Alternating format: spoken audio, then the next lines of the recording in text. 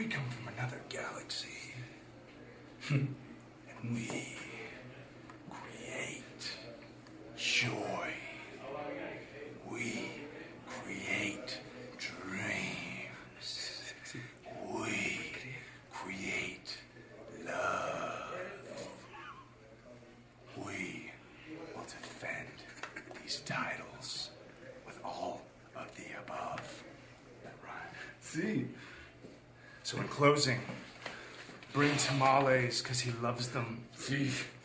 Bring corn tortillas because I fucking love them. Lights are out on this biatch because the power needs to be paid. Like my bills. BS. I know you don't pay bills in Mexico. That's okay. You live in a shack or something. You can come stay with me if you want. I got a room. Okay. Come and get it, boys. The bees are ready to sting. We're gonna honey all over your faces. Si, Generico, Paul London, numero uno! Yeah. Ole!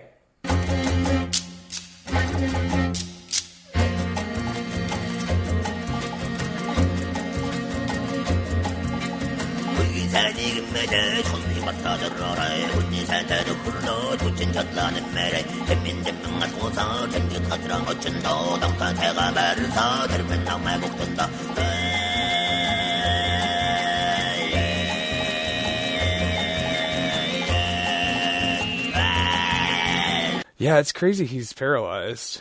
It's so fucked up. Did you see the photo of Otani with his stoma? That's the other guy in that match is doing, after all. Yeah, what he's doing? What's a stoma? It's like the tracheotomy hole. Oh. Yeah, it ain't good. I guess he's doing okay, but oh, that's dark.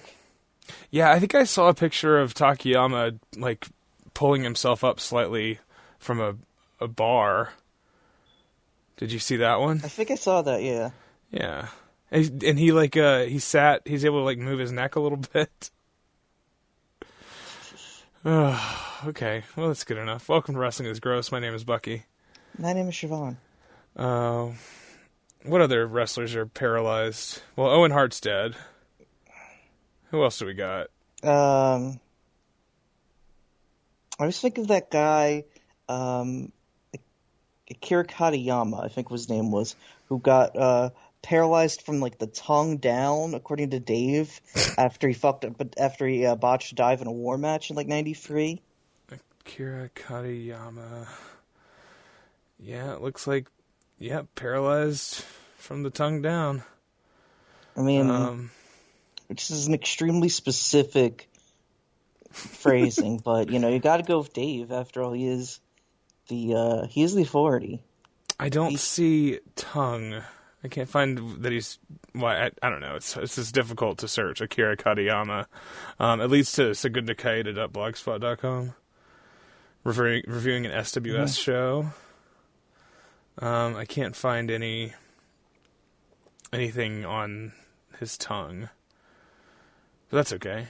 I'm not familiar with him, and so he's paralyzed from the tongue down. Yeah. I'm trying to think of who else. Larry Latham died in the ring of a heart attack, right? Yeah. That's pretty good. Well, he's technically died in like the concession stand, but I thought he died in the ring. Well, it was a concession stand brawl, so it was like they literally had as part of like this Thanksgiving. Yes, maybe he died in the ring, but I thought he died during the match, which would have meant that he was like, who the hell knows? I mean, in the ring is a very literal concept, but this is not really doesn't need to be applied literally if it's someone who died while wrestling in a match. Yeah, sure. I mean, La Parka, AAA La Parka died just outside of the ring. Yeah, well, he died like 3 months later, but yeah. Oh, I guess it's true. Owen Hart wasn't pronounced dead until he was in the hospital, right? But then I guess he wasn't in a match, so yeah. Who could say? Welcome, folks. It's my birthday.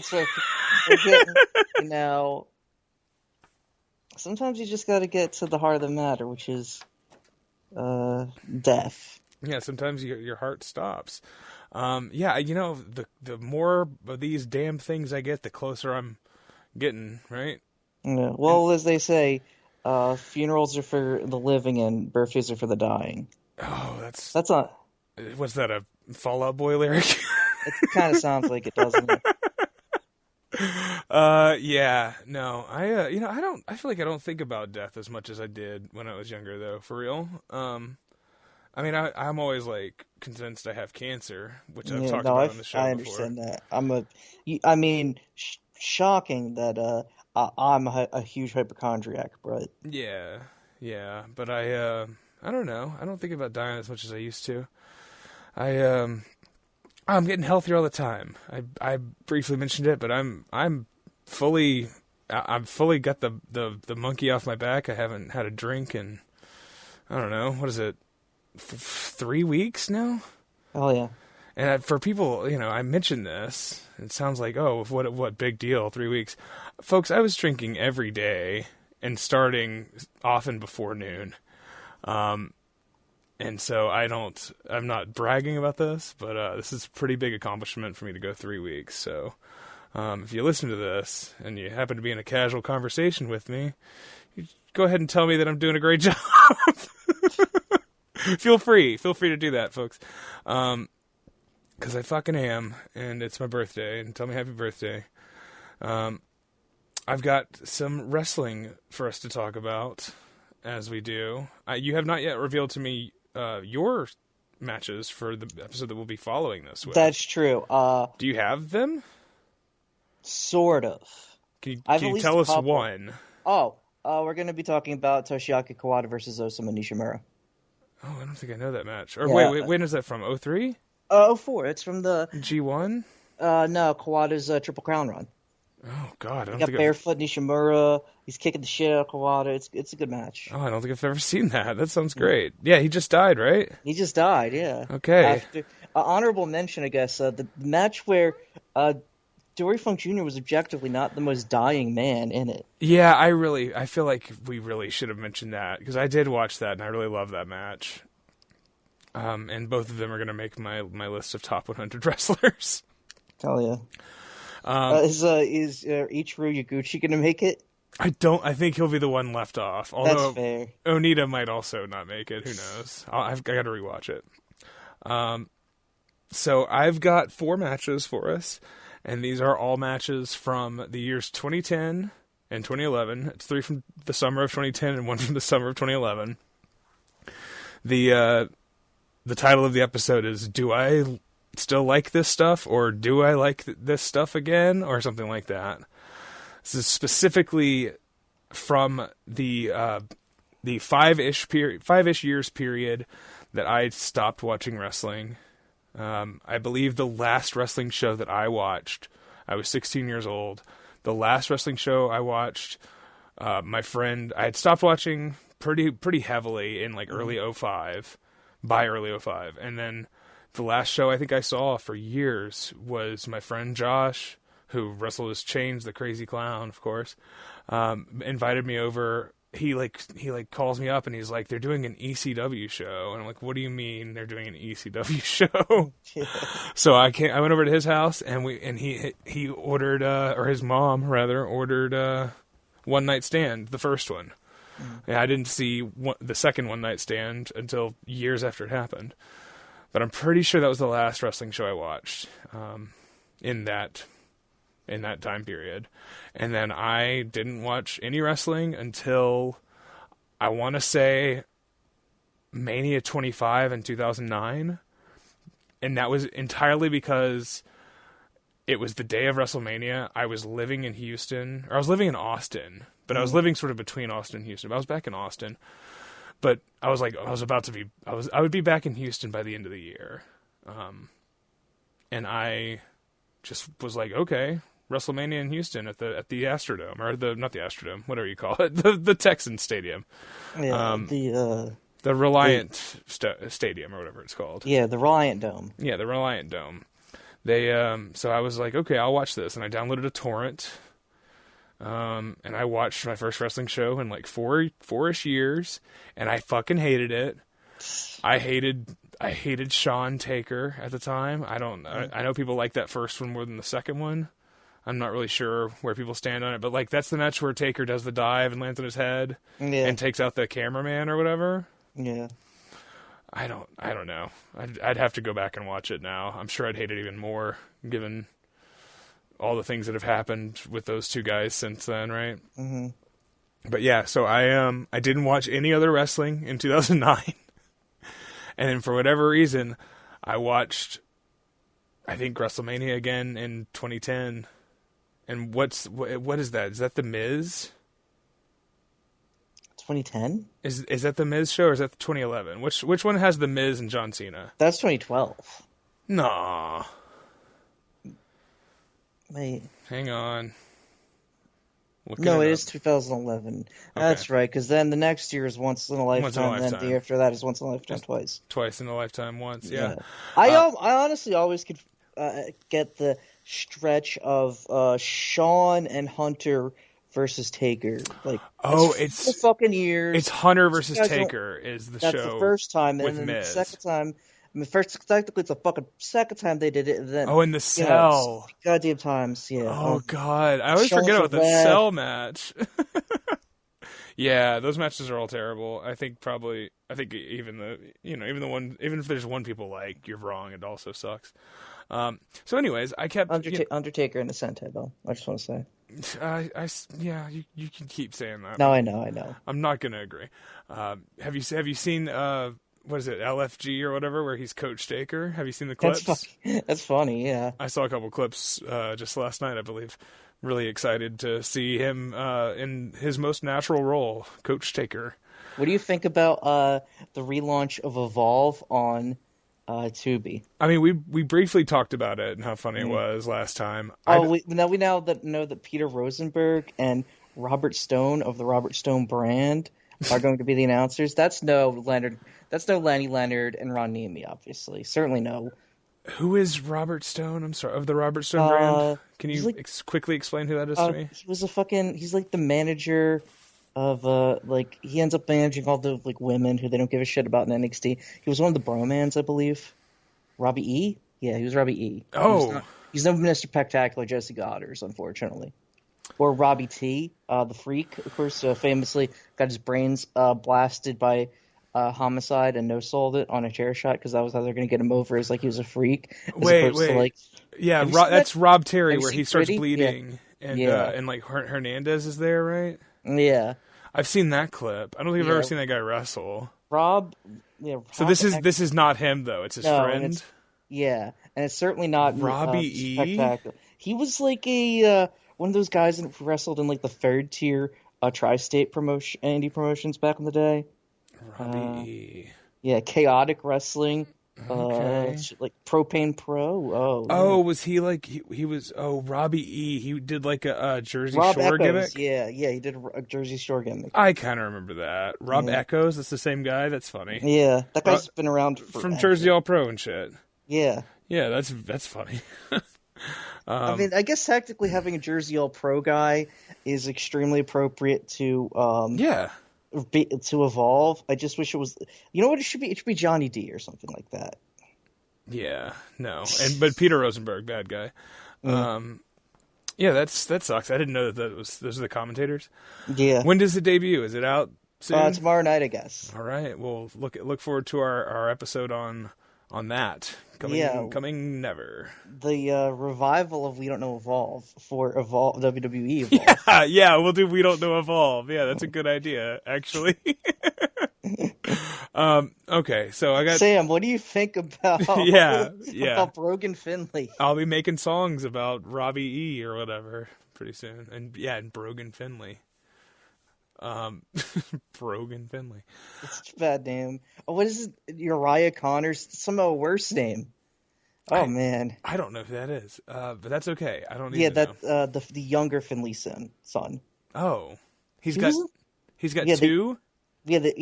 got two sons, and then they changed but he had to change his name, and somehow it's a traditionally bad NXT name, as opposed to Charlie Dempsey, which is fine. It's indistinguishable, but it's you don't hear that and you think that sounds like a fucking disease, right? Which one was in Southern Underground Pro?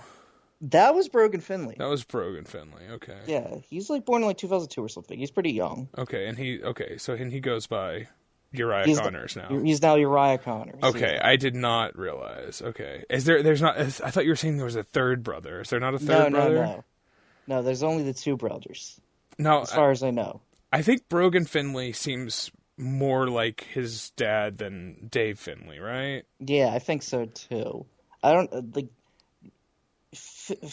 Dave Finley is just like he was just like a fucking New Japan guy before we even knew what a New Japan White Guy was at that point. We really didn't know, and then he just became that more and more and more. Like he was teaming with Juice Robinson, who certainly was a white guy in New Japan, who wasn't a New Japan white guy. Wait! You telling me Juice Robinson's a white guy? He's an ambiguous fellow. Hang That's on undeniable.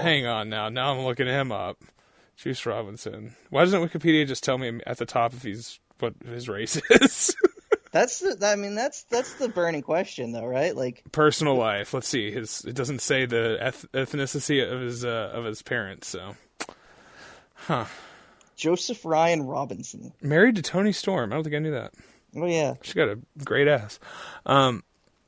So we'll talk about the stuff that got me truly back in, and I will say I think what actually, and it's very stupid, but what actually made me start watching wrestling more than anything else was Bryan Danielson being on NXT. And no, I think that's completely relatable. It's very stupid, but I think it's like, wait, it's kind of different now. Yeah. Like, I remember seeing that motherfucker on Raw. I think it was like an angle of him and Punk and AJ, and I was like, well, I have time for that.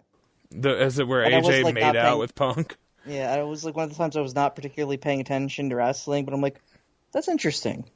Yeah, so I knew Punk was around. Like, I knew he was, but I didn't care as much. And, Punk was never my guy at the level that Danielson was. But then I started watching, Punk was feuding with Mysterio at the time. Mm-hmm. And it was like, so I saw some of that stuff. It was really good.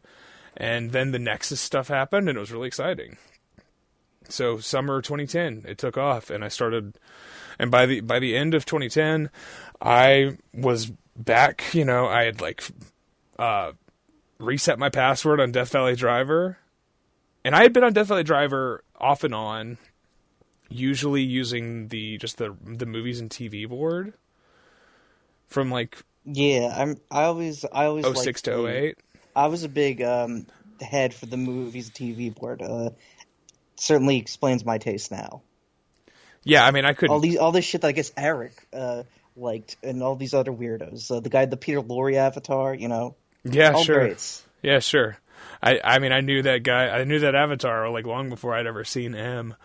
Yeah. Or whatever. Is it M? M. Yeah. Yeah.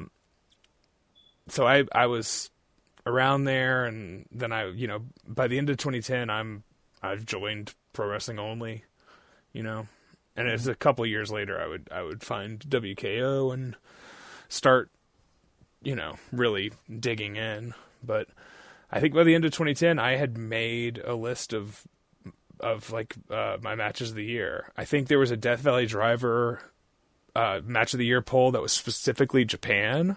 Yeah. Does that sound right? Was that the thing they were doing there? No, absolutely it does. And so I'm pretty sure I made a 2010 match of the year ranked list and submitted it to be a part of a poll. I don't know if those posts are still around. I have no idea how to look for that, but and we'll talk about what I think was my number one. I'm pretty sure what I ranked number one. But the stuff that really got me back in, WWE was interesting, and torrents were allowing me to download, PWG, which we're about to talk about, a PWG match. It was just it was a new world. In the 5 years since I stopped watching, Mega Upload, Mediafire, YouTube, these things all happened between 2005 and 2010. At least, to the point where you could watch full matches.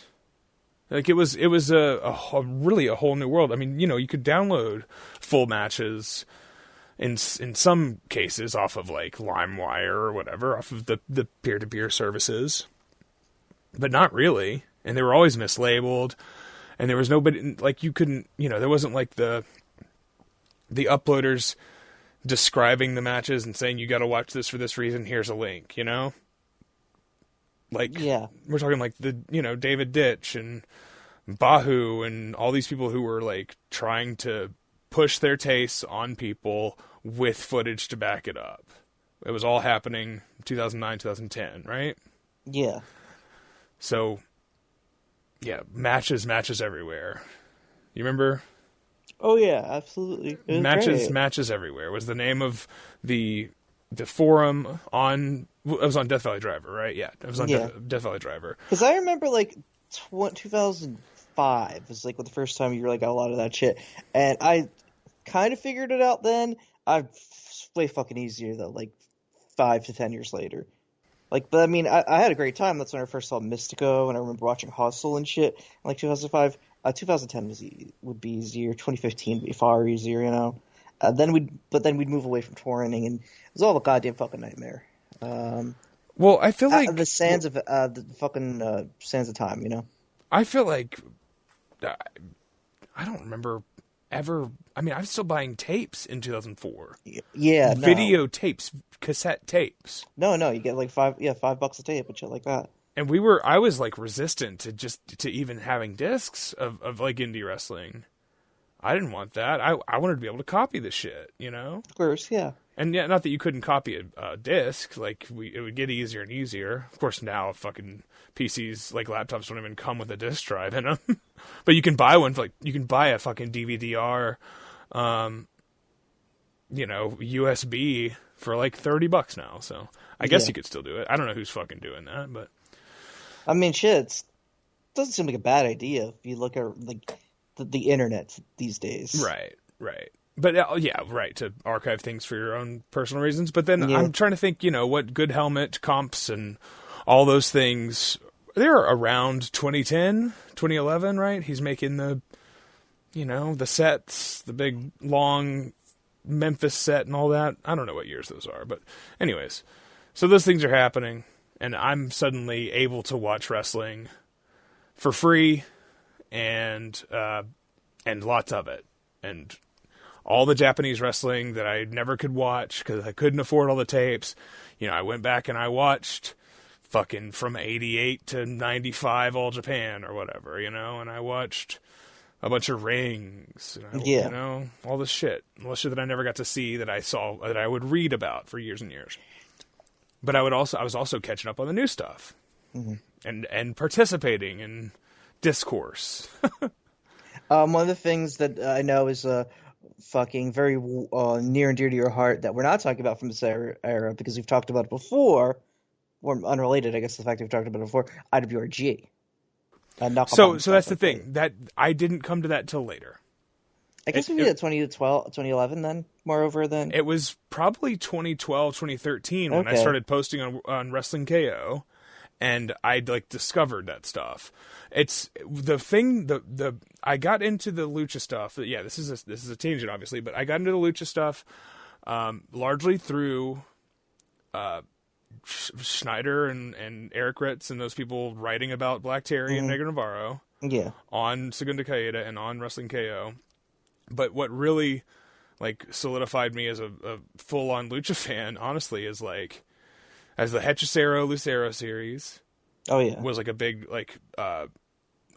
coming to an understanding of things, and then the 2014 In Busca de Idolo tournament, right? Was it 2014? Yeah, with Cavanario, Hechicero, yeah, Dragon Lee, Kashoro, the Panther Sons, yeah, Star Junior, and all those guys, yeah, and that was after that I just started watching CMLL twice a week. I'd watch full shows of CMLL and I knew all the undercarders and shit. But that came later. That was later.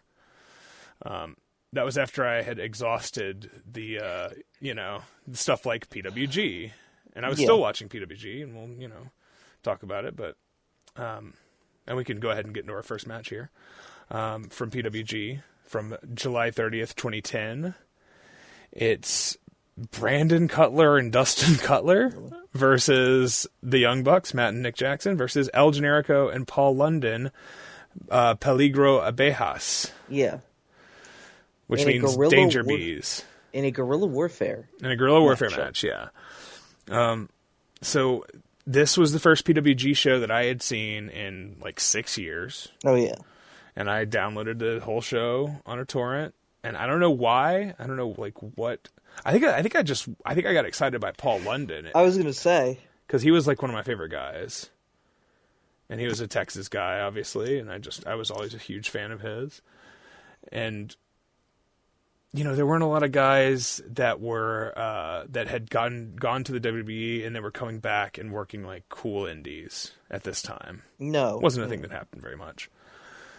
Especially not like now, where Baron Corbin's wrestling Josh Barnett or whatever, Yeah, like the first. I mean, it happened a little. Like a James Gibson run is the first time that really happened as like a big thing. Yeah, I missed that one. That was 2009 or so. That was 2005. Well, then that was right. Okay, there you go. That was right after you're done, though. Yeah, I don't know. I guess who I was thinking of Jerry Lynn, maybe. Although it's not like he was in WWE, but I mean, he was briefly, but he'd stopped being a TNA guy because he was still on TV all the time. Yeah, so I don't know. That's the thing. I never saw Angle fucking Joe. I saw it. I came back to it. I came back around and watched it, but I never saw all this shit. Benoit killed his family during this, so that was the first time I'd even thought about wrestling in like 2 years. Yeah, was when that happened. So I was just like, I was so out. I didn't give a shit. And I wasn't following results. I had no idea who the champion was. I didn't like Cena. That was a big part of it too. Mm-hmm. Which we'll come around to. But I didn't like Cena. So and I hated Triple H. Of course. Which it still holds, obviously. We love Cena, but Hunter's the fucking worst wrestler of all time. So anyways, who the fuck are the Cutler brothers? So the Cutler brothers are two Southern California dipshits who are brothers. Now, different from the two other Southern California dipshits who are brothers in this match, because these guys aren't successful, but they do have great Don Callis hair. I suppose that's right. They're a little taller than the Young Bucks. I think they're great in this match. I don't know what the fuck else they really did in that PWG run. I think they're terrific here. Yeah, this is for to have one match that you're like really stand out in. They're fucking great. And obviously, Brandon Cutler still has a fucking job in AEW. He's like one of like the Young Bucks sidekick boys. But right, that's him. Okay, and you know what? Good for him that he's cashing checks. That's really weird. I totally forgot about that. Okay, well, is he still there now? Who knows? Like, yeah, he is, but I mean, doesn't mean he wrestles anymore. I think he wrestles like twice a year. But he does a couple of years ago that was the case. Now he's not like now they're not even the Young Bucks. They don't even wrestle there anymore. Like, when was the last time the Young Bucks wrestled in AEW? That's actually a great question. Yeah, it was like fucking Wembley maybe or something. I mean, I have no idea, but it was a while ago. Yeah, the Cutlers. So every time I see Cutler, I see Hitler. It's like, and now that I'm looking at my notes, it looks like it says Hitler, tall Hitler, smaller Hitler, because I didn't know which one was which. So it's Dustin and Brandon. Brandon is the shorter one. Well, I think I had that backwards in the couple times I tried, but here we go. The Cutlers attack from behind. The Young Bucks are in the ring. They take Matt to the apron, and they try some kind of wheelbarrow facebuster thing on the apron, but Matt flips out of it, hits a Shiranui on one of them, kicking off of the other Cutler. And then in come Generico and London. Peligro Abejas, which means danger bees, of course. And you've seen the promo that they cut? Yeah. Okay, you've seen that? I've seen Paul London talking about the dolphin and shit. Yeah. There's lots of crazy Paul London promos. Paul London with capri board shorts. Just gigantic shorts. Hilarious look. Big, he also spends floppy like the first 4 pleather minutes orange. of this with the cape on, which is great. Yeah, he still wears a cape now, actually. This is a weird time for London. Trash man, yeah. He when did he left WWE in like 2008 or 2007 or something? Yeah, 2008, I think. and he's laughing and smiling at Vince McMahon right before he blows up in the limo, which was also the week before Chris Benoit killed his family, and himself. I'm pretty sure, right? Yeah. Is that what happened? Like I said, I wasn't watching at the time, so some of the details on some of the storylines, I don't really. I like wrestling that tells a story, and absolutely. boy howdy, what a story that was. I like when they're making movies. Yeah, and that was a really a true crime. It was a snuff film. Yeah, I love. Yes.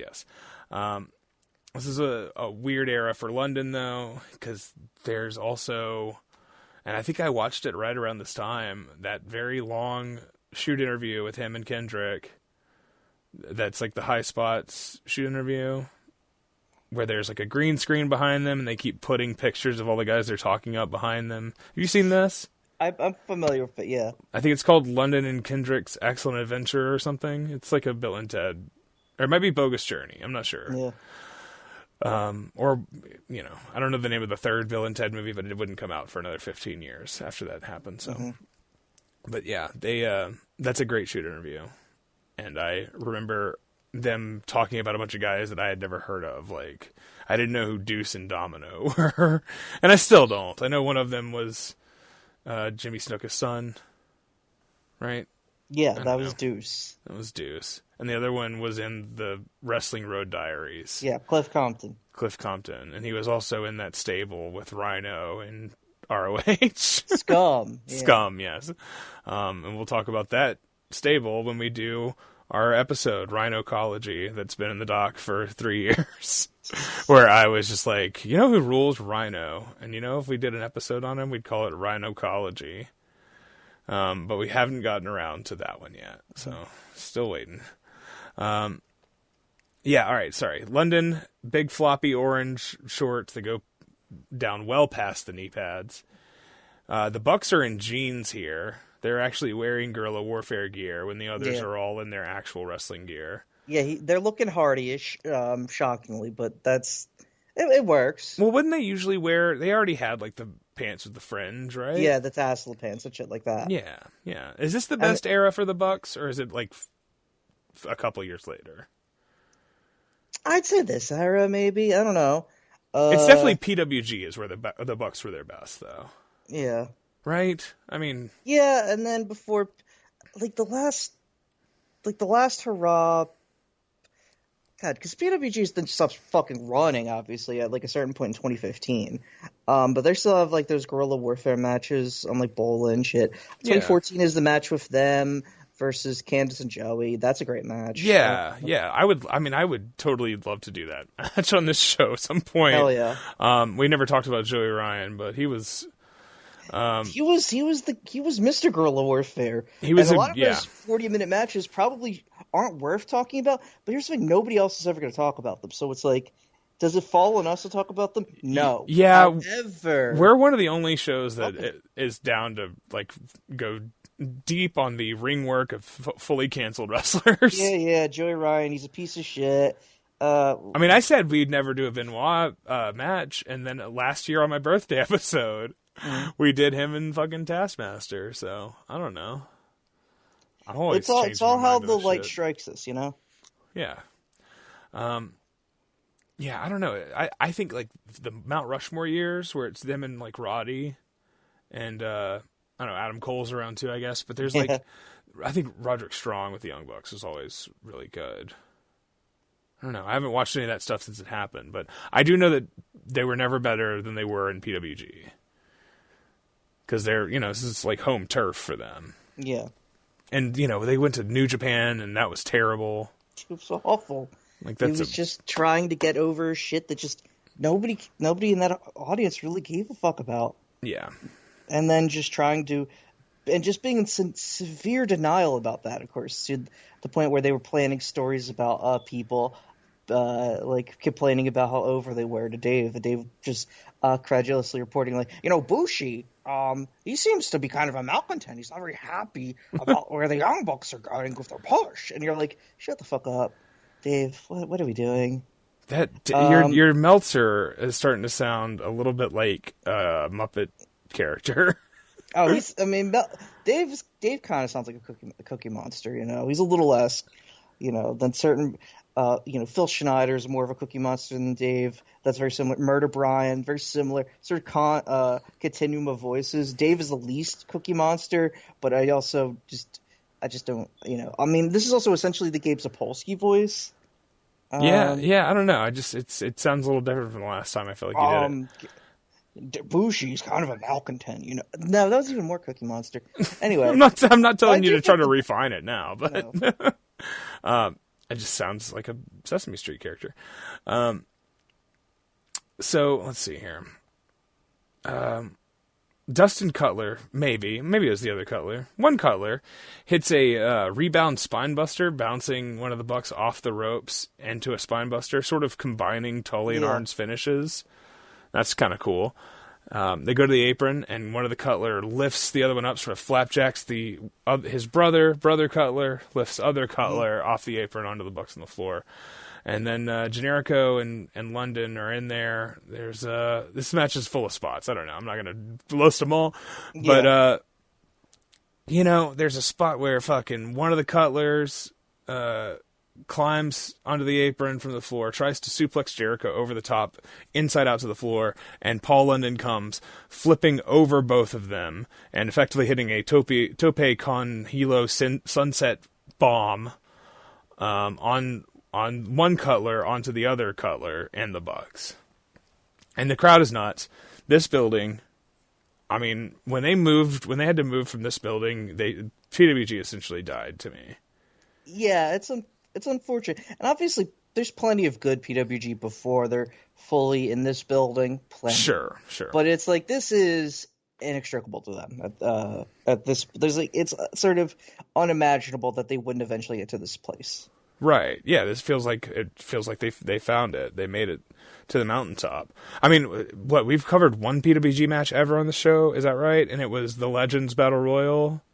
And that was in a different building. More than that, yeah, because I was at the Hilton at the LAX, I think. Yeah. I think we've covered more than that, but I honestly couldn't tell you what the other one would be. So let's say it was the only match I've ever covered. I can't imagine what it would have been. This is a great. This is a venue that was used before PWG was around. It was an Epic War, that show from 2002. The one that's like a Messiah's return after he got his thumb cut off or whatever. Okay, I don't think we. As it turns out, it doesn't seem like we have. Yeah, another PWG match. I'm pretty sure. That's not surprising. I was just like, what? Who knows? That's the first Epic show, because the second, there's one of those Epic War shows that's in a larger building that's got I don't know. I feel like I remember. I don't know. That's a very distant memory. Oh yeah. That was that Rob Naylor comp tape that I bought off of CZW Fans is the only time, and it was I don't remember what it was. It was Samoa Joe or something. I don't fucking know. I would love to see a listing of that tape. I've brought it up before. It's the one that had Masawa and Chono against Taue and Kobashi or whatever it was. Yeah. The Noah from January 2003 match. That was the first time I ever saw any of those guys. That I also covered on a birthday episode, I'm pretty sure. Yes. But yeah, there's plenty of great PWG. We'll come back around to it, obviously. The Bucks are awesome here. They do Sabu chair throws to the babyface teams. There's a lot of stuff in this match that you really got to give it up to the Young Bucks for. Oh no, yeah. And this might have been the first time I ever saw them. I think it's very possible. I remember watching them versus the Motor City Machine Guns in that, because TNA was also on at this time. Yeah. And there was that show, that after show. I brought this up before, but the after show where they do the empty arena match. They did that empty arena match. It was a Full Metal Mayhem, and just the sounds were awesome. And I just remember, I feel like somebody on Death Valley Driver said that was really good, so I watched it. But yeah, they're really good here. Dustin slides Nick on his belly under the bottom rope, sort of Rey Mysterio style, and the other Cutler catches his head and does a Randy Orton draping DDT onto an open chair on the floor. And then Paul London and El Generico both get thrown over the bar.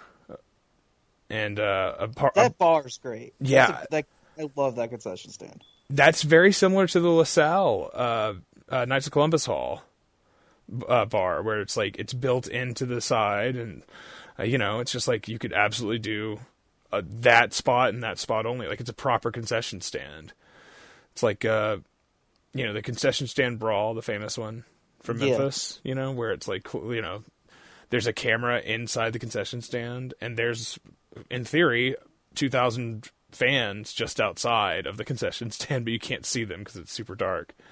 I know the crowd chants "Holy shit!" not for any specific spot, but just for the vibes. And then Nick does this crazy fucking spot where he does a homicide style tope con giro, flipping through the ropes. Yeah. He flips through the ropes, catches, and one of the Cutlers has his back turned to him, and he flips over this Cutler and grabbing sort of an inverted blockbuster or like a diamond dust. Yeah. But Matt is also there, and he catches Nick's leg sort of in a powerbomb position, and then flips him up, flings him around into a reverse tornado DDT or something. Yeah. Like one of the craziest spots I've ever seen. Like this is the Bucks at their absolutely like most absurd without, I mean, they go over the top, but they haven't invented the fucking Meltzer driver yet. It's them doing crazy shit without them looking like they're just without them just seeming like they're jerking themselves off. That's a fine line. It's real close. On the sign of them not just trying to come in their own mouth. It brushes right up against it eventually. Yeah. I remember I've come into the room. I never quite understood how you do that, and then I remember somebody, I think it was Scott Henson, getting into a conversation with Scott Henson on the Backyard Wrestling Link message board, and he was describing some guy who used to come in his own mouth, and I remember asking, how did he do that? And I think his answer was, you lay down on your back and you figure out the rest. Yeah. It's a lot like how you get to Carnegie Hall. Yeah. Of course. To quote, to paraphrase Eddie Kingston, study. Yeah. God, if it wasn't, it might have been Drew Cordero. If it wasn't Scott Henson, it might have been Drew Cordero who told me that. That's like that is a parallel version of that, but I believe it just as much. It's one of those guys told me that on the Backyard Wrestling Link 20 plus years ago. Good God. Yes. But they're doing the the cage match, Sugar, but for Backyard Wrestling Link, Daniel. Yeah. Casey, you might remember. Yeah, maybe Makabe might remember this conversation. Who knows? He's got a better memory than I do, that's for sure. So the Bucks follow this insanity by throwing and swinging chairs some more. The taller Cutler back bodies Nick onto the floor and part of a chair. It's just like chaos. Yeah. There's Generico goes for the his where he jumps through the ropes. Oh yeah, swinging DDT. Fucking brained. That's great. Yeah, in the face with the trash can, and then he blades under the mask. He does blade, yeah. Yeah, I don't really think this is a great match for him. I got to be real. I think he might be the worst guy in it, but I think that like the other five guys are doing really good work. It's just he is like he's got the least to do. Yeah, and he has the least to gain from this match too. He's set. It's like if this match is bad, it's not going to do anything for him. The other the four brothers, the two sets of brothers have a lot to gain here, and then Paul London has he has indie bookings to get by this. Sure. You can't just coast off of the name of Forever. And Four Brothers is like a 6 out of 10 movie, but what can you do? I don't want to say that I think any movie where Mark Wahlberg says the N-word is worth watching inherently. I mean, that's why it's a 6 out of 10 and not a 5, honestly. Yeah, it's a lot of fun. I enjoy that movie. I haven't seen it since it came out 20 years ago. Relatively recently. It's a good movie. Yeah, let's see here. Where is Generico at this point? Is he And he's in Ring of Honor now or not yet? Yeah, he's definitely in Ring of Honor, and he's definitely like. Oh, Steen and Generico versus the Briscoes. Is that? Yeah, that's from 2007. Okay. But okay. he's like a significant player.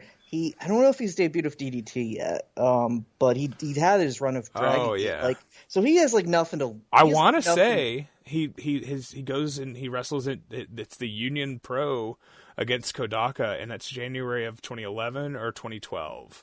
Because I remember being excited for that show ahead of time and watching that match.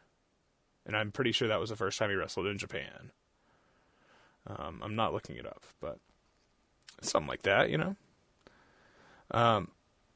Yeah, I don't know. I didn't think about him not being very good in this, but he isn't not good. He's fine. He gets, you know what? He bumps his ass off for every single little thing. So there's that. He's doing a lot of rubbery leg selling. Maybe a bit much, but like that's fine. It works for the moment. I don't he think he still does that. I just watched him and from the Elimination Chamber. Not a great match, where Steen Kevin Owens gives him like a neck injury or whatever, and it's like it ends in more of an angle than it was a match, but. They did some cool stuff. I don't know. It was a lights out match, or what? It was an unsanctioned match where they turned the lights out. That was cool. I like that part. You like that? I don't know. I didn't watch the whole match, but I saw that part of it, and I'm like, well, that's good. That's a good visual, especially for WWE matches that are so fucking bright all the time. That's a distinct vibe. That is. Yeah, it is really positive. bright.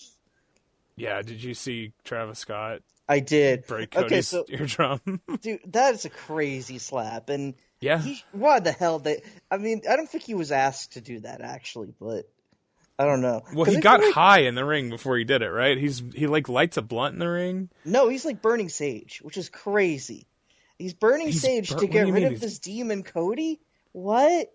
Okay. Which is crazy. I thought he was smoking weed. That's so much less cool. I thought he was smoking weed in the ring, like Tarzan Doran. Is that how you say his name? Tarzan Duran. Tarzan Doran? Is that it? Tarzan Doran? Travis Scott, now the Asylum Wrestling Revolution heavyweight champion. Yeah. For all of his weed smoking in the ring. Yeah. All right. Anyways, Matt gives one of the Cutlers a power bomb into like the second row. Then they throw London out of the ring through the ropes, and he falls awkwardly and dangerously to the floor. Like that one guy in that Samoan SWAT team match that we covered. Cougar J or the other guy? I'm not sure if it was Cougar J or the other guy. And then the Bucks do the cartwheel, handspring, spinning back rake with an actual yard rake. Okay. This is a thing, right? It was like a message board thing. Was like the back rake, and then I don't know. Them doing basically a razzle dazzle. He does a razzle dazzle. The razzle dazzle. The razzle dazzle, Eric. Razzle dazzle, Sean. I think it's a. I just kind of wish that they'd use the rake more as an actual weapon because it's a fucking cool weapon. I think. Sure. Fucking someone up with a rake is cool. Well, the rake with all the light tubes attached to each one of the teeth is really great. Obviously. Yeah. That's a classic. Let's see. The Cutlers take over. They bring Nick Jackson to the stage by Excalibur and Chucky T at the commentation station.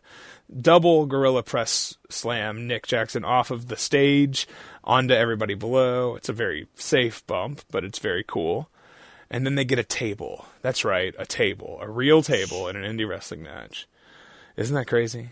Yeah. Paul London comes in, puts some poppets, the bags of gunpowder that you throw on the ground to make a pop sound, and he puts them on the table, which is obviously now they put them on a plastic baseball bat, on a wiffle ball bat. Yeah, it's a regular prop in death matches in 2025. We just talked about Jay Sawyer, which is a crazy thing to have done. I didn't bring it up in that. It's insane to do that to a person with that big of an afro. That seems like a fire hazard, frankly. Yeah. Well, I mean, Pondo got his hair lit on fire too last year. Funny. So that's fun. Let's see. he gets he gives Matt Jackson a superplex off the top, not off the top, just a regular superplex off the second rope, through the table with the poppets on it. The crowd is banging on the apron. Like, it's not that exciting of a spot, but it's all happening so fast. Like, Generico Helluva kicks Nick off the apron. Nick does a fucking backflip bump onto a Cutler on the floor or whatever, right? It's all just happening so fast. And the people are banging on the apron. There's like a fan reaching in and rubbing Paul London's head like he's a little kid.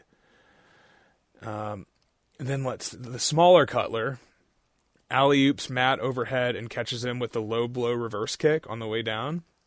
A move that I always love, and I feel like it has to be hard to execute. You know this move? Yeah. Am I describing it well? No, I know what you mean, yeah. Alley-oop, sort of. Like the quesadilla, sort of? No, not quite. I mean, he lifts him up. He lifts him up like he's going to do a back body drop, but he just throws him overhead, and he lands on his feet. And while he's landing, no, I'm thinking of a different spot. Yeah, that's a different thing. Yeah. Quesadilla is like a wheelbarrow, right? Yeah, I don't that's know. a different thing. That We're almost there. That's all. That's about to happen. No, this is he flips him. He doesn't flip him. He lifts him up overhead. And Nick, or one of the Bucks, falls straight down to his feet behind the Cutler. The Cutler lifts his foot backwards so that he gives him a low blow on the way down, which is a move I've seen before, but it seems like it would be very hard to time. Let's see here. Yeah, it was Matt. And then Matt gets hit in the head with the chair. Pretty good chair shot, heavy chair, and they set up a chair table. One of the Cutlers goes for an assisted tombstone on Matt through the chairs. He's standing on the chairs, and then the other Cutler bounces off the ropes. He leaps up to help sort of, spike pile drive him down, but then Nick comes in from the other side with a spear, basically a pounce, knocking Cutler out of the air, and it's fucking awesome. Like, this is just a great series of events. And then London hits a mushroom stomp on Nick into the open chairs. Gross. I love that. Yeah. And then London drop kicks Nick as Generico's holding him for a tiger suplex onto the chair table. And then, I don't know, and a bunch of other fucking crazy shit happens. Yeah, there's the backhand spring. Matt does his backhand spring into the head scissor grab. So he's got his feet wrapped around the tall Cutler, and then Nick would usually super kick the guy at this point, but this time it's heavy chair shot right to the head. Yeah. And then Matt rolls forward, rolls backwards, slides his feet from it was atop the shoulders. Now his feet are under the armpits for the quesadilla, and it's like is that what that move is called? Yeah. Okay. I have it written down as a body scissor facebuster thing. That's not inaccurate. Onto a chair. That the launch up donkey kick spot, right? Yeah, donkey kick, sure. The Cutler's does to one of the but that's like a Casas spot. That was fantastic. Yes, okay, that's what it is. Yes, I knew it was a lucha thing. Yeah, it's a Negro Casas spot, of course. Yeah, that's a great move.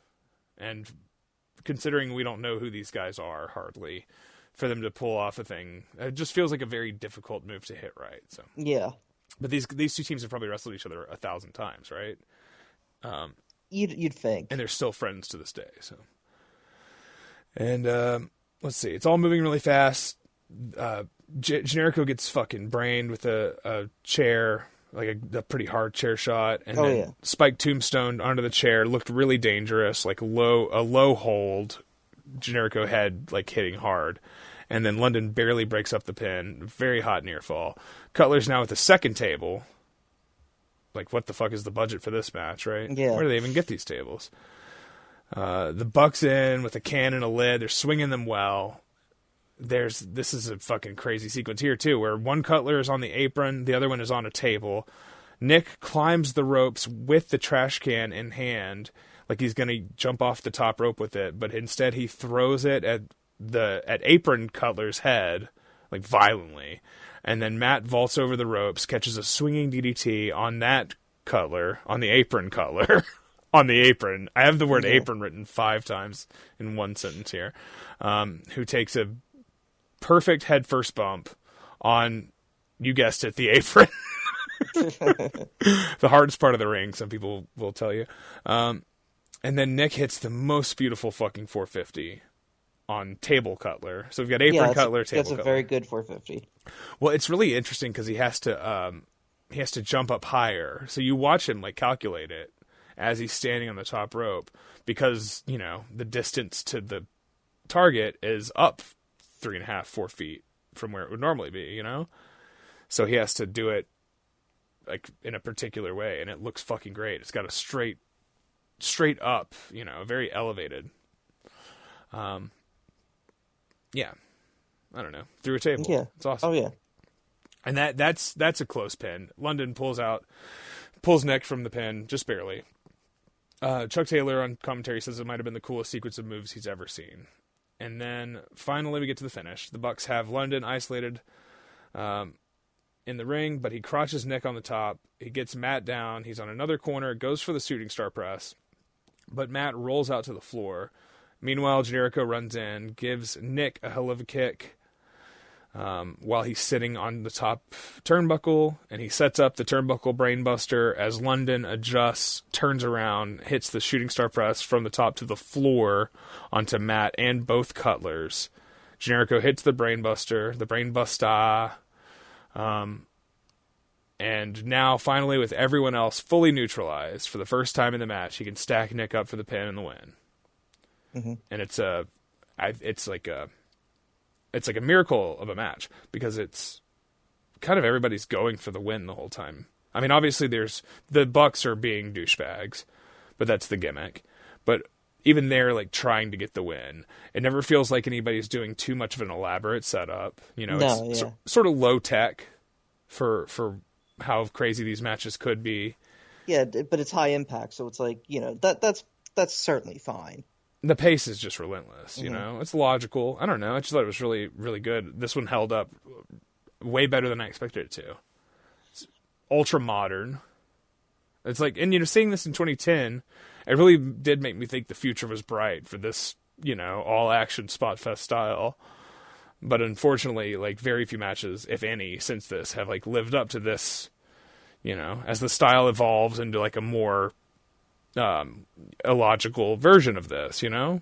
Yeah. With more near falls, more quote unquote drama, and less thoughtfulness, and I don't know. It just really hit for me. I was surprised how good it still was. I mean, like, all the parts are in motion the whole time.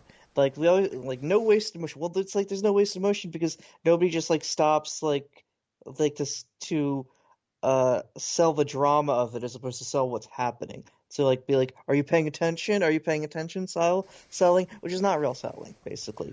Yeah, nobody's really no selling. Like everybody's selling everything at all times, but there's so many different bodies, and it just moves, and it never feels like somebody's in a place that they shouldn't be. Mm-hmm. I don't know. They nail it. They absolutely nail it. It's the best Cutler's match ever. It's got to be. It's got to be. Okay. So that's good. And then from there, we go to Big Japan Pro Wrestling, BJW, not BJPW. Don't ever put the P in. You'll get yelled at, yeah. Yeah. This is from June 27th, 2010. We're going back a month. Yoshihito Sasaki versus Takashi Sasaki.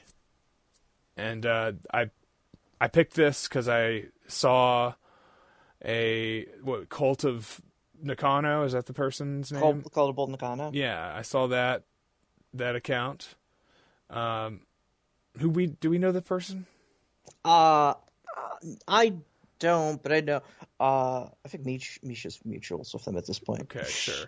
Yeah, Cult of Bolt Nakano is a real weirdo in the good way. Our kind of weirdo. Okay, sure. Well, they posted a compilation of Yoshihito Sasaki lariats. Yes. And that was yesterday I saw that. And then I was like, you know what? Let's take out the other match that I had here that we were going to do, which was Koji Kanemoto versus Fujita Jr., which we'll cover someday. Mm-hmm. You know, I don't know. I'll play the song that he comes out to in the break. That's how we'll get away with this. Still recognize him.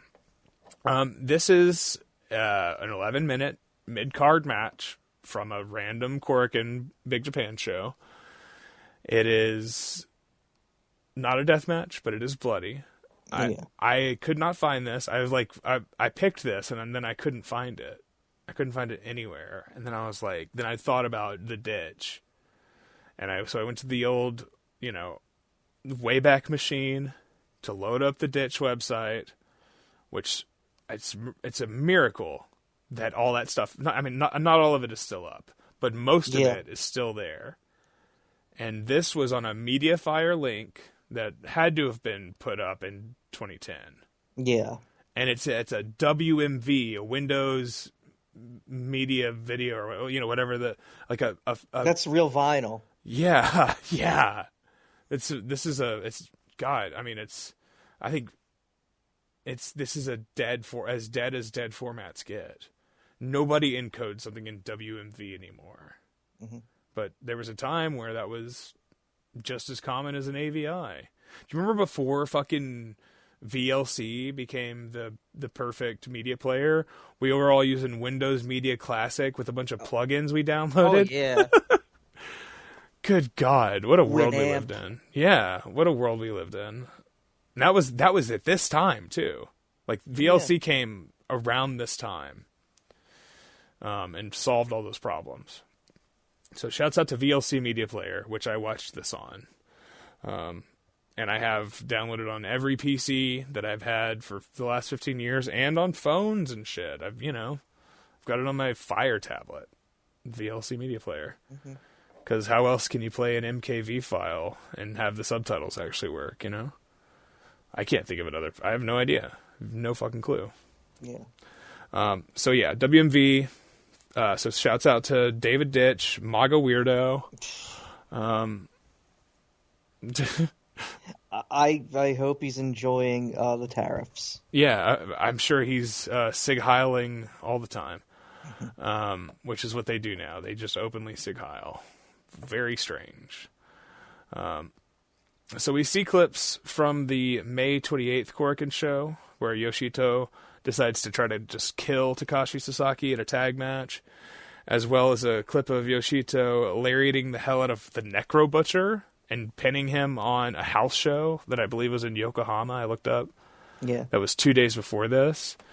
This show, this particular Korakuen show that this match is from, has Necro in a tag match diving off of a very high balcony.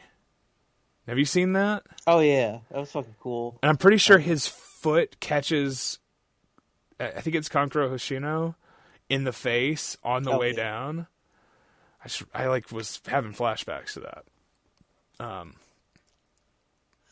So Yoshihito Sasaki, he was a FMW guy, is that right? Yes, he starts in FMW.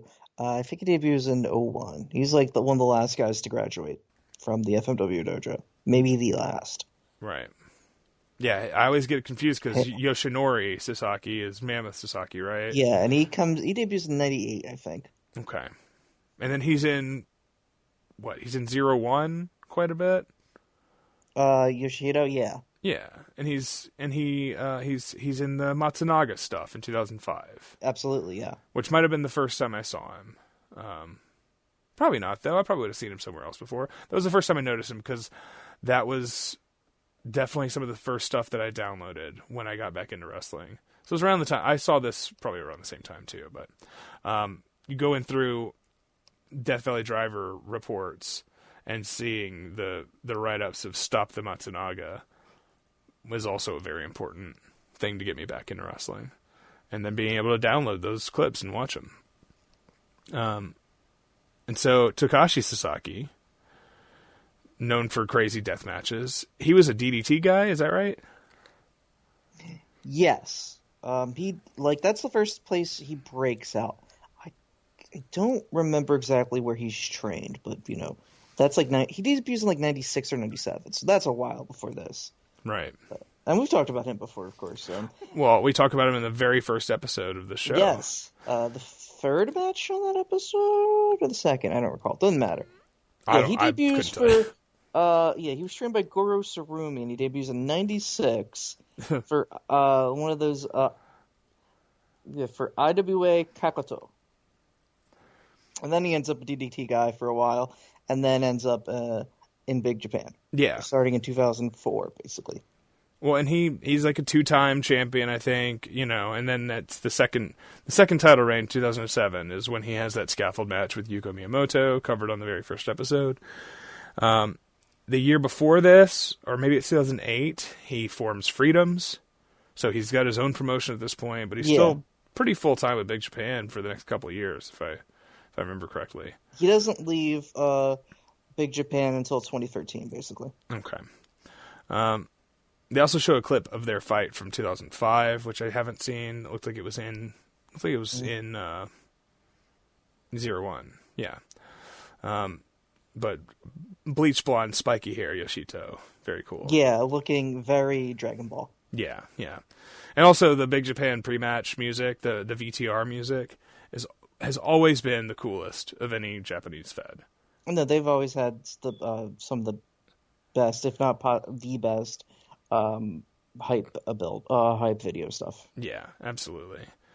And both guys also have sick entrance music, I should say. Takashi Sasaki's like, I don't know, it's like new wave of heavy metal kind of shit. Yeah. With like a Ronnie James Dio kind of goofy vocal.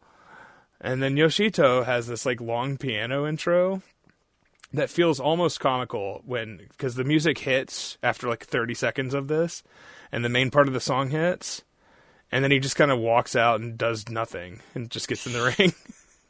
Yeah, he's just looking wide. Yeah. Wide and little posturing. And then, lots of streamers, colors themed to match each guy, like any great Japanese wrestling match should have. Yoshihito gives himself a couple punches to the jaw to warm up. And then it's a harsh lockup and a fucking billion insane elbows. I mean, this was back when people in Japan knew how to throw their fucking elbows properly. Oh, yeah. What happened?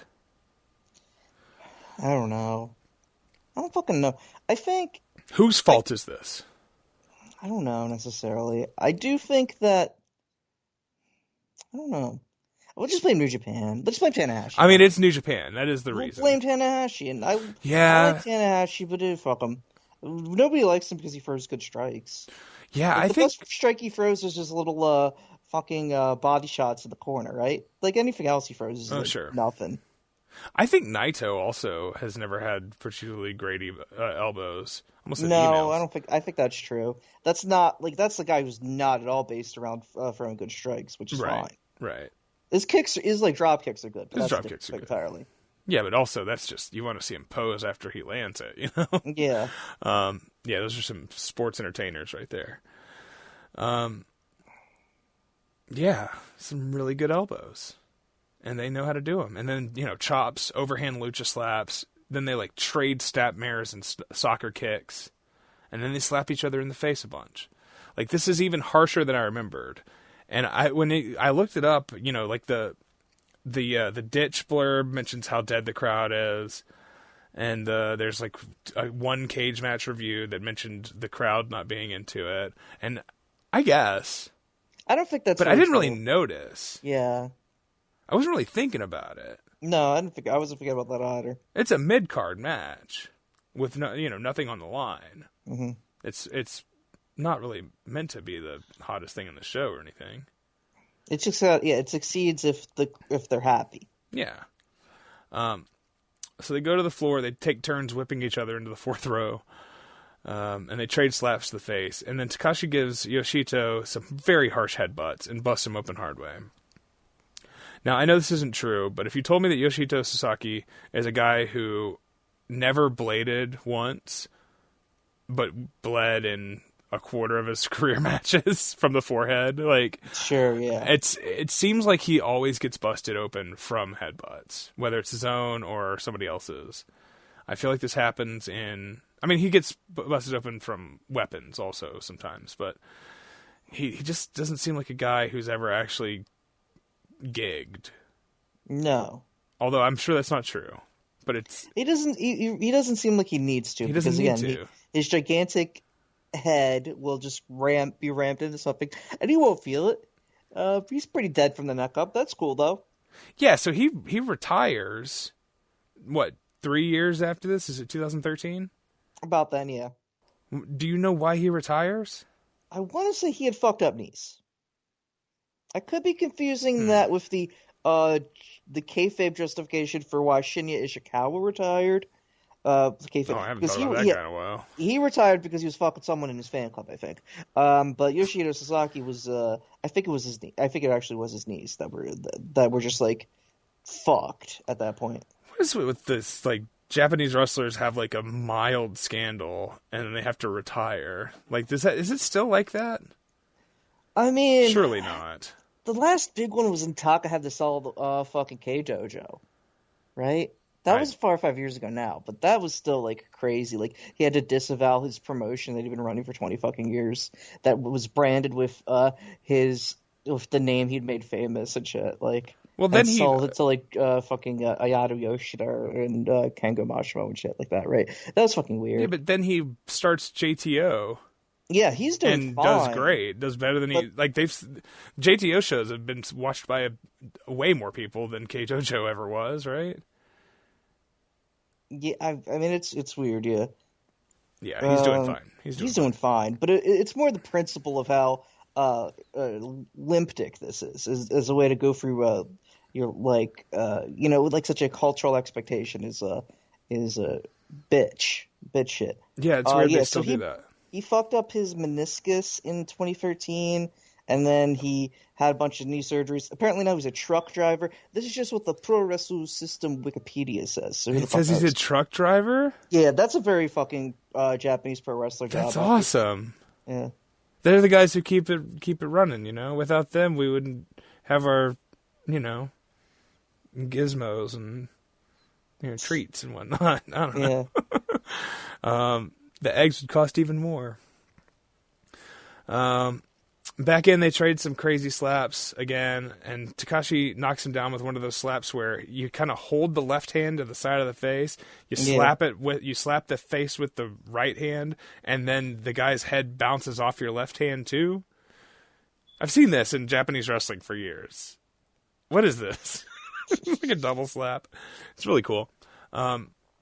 Yoshito's down on his back, and he's spitting blood up into Takashi's face. Takashi's got blood all over him, but I'm pretty sure none of it is his. And then he wins another strike exchange. Yoshihito is on his ass again, and again he's spitting blood up at his opponent. And then Yoshihito comes back he gets a spear, and then he whips Takashi into the corner, and he does his trademark windmill wind-up. He's got a hell of a windmill. It's so cool. A lot of wrestlers just cannot get their arm moving like that, frankly. Well, and it's part of the lariat, too, obviously, we'll talk about. But yeah, it's like, his rotator cuff, it rotates like hell, Is that what that part of the arm is? Yeah. Like, he's like a pitcher, He looks like, I don't know. He's out there like Masahiro Tanaka. I don't think he had a wrestler named Punch, unfortunately. Classic tradition now, but yeah. No, he's he does his windmill wind-up. He misses that lariat in the corner, and then Takashi hits him with a German. Yoshihito essentially no-sells it and then lands a decent lariat. Not as good as the ones we'll see in a minute. No. And then up top, it's a hard struggle for Yoshihito to hit a superplex. His blood is dripping all over Takashi on the top rope. Oh, yeah. And then he does hit a superplex. Excuse me. And then his signature Argentine backbreaker reverse DVD thing. Yeah, the Argentine coaster. Coaster. Which is it's essentially like how like Dan Moff or someone would hit like a burning hammer into the corner. It looks great. I think that's fine. I have a lot of time for it. Yeah, it's a great move. It's not a burning hammer. It's into a facebuster, and it's not. No, it's not a burning. Yeah, it's not really a burning hammer. It's just like that's how a lot of indie guys would hit a burning hammer, and you'd just be like, yeah, it's fine. I don't give a shit. Yeah. But Well- he's not calling it a burning hammer, obviously, so it's fine. I mean, But you I wouldn't like be the move allowed no to. matter what. It's burning hammer is sacred there, right? I mean, still to this day. Sickler writ, yes. Um, That's how Mort would say it. yeah, that's You know that? Okay, so I just Sure. want to. I don't think we talked about this really quick. You know the Jacob Crane guy in Big Japan, like Australian white kid. Yeah, vaguely. I've never seen him wrestle, but I saw him on the big tournament New Year's Eve show. I was like, "Who's this fucking Mort guy?" I literally just burst out like, "Is that fucking Mort? Oh, that's a wrestler. That can't fucking be Mort."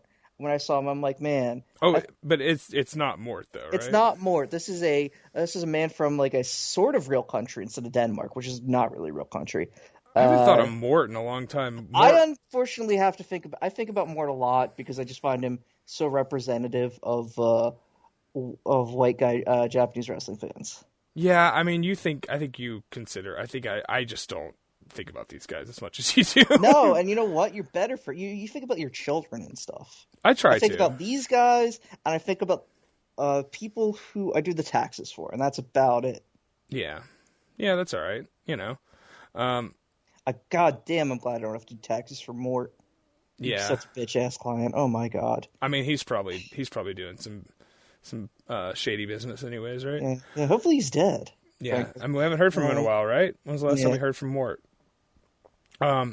So he hits that reverse DVD thing, the Argentine coaster, and then he hits his incredible wind-up lariat, and it sounds kind of like when you are when you're like trying to.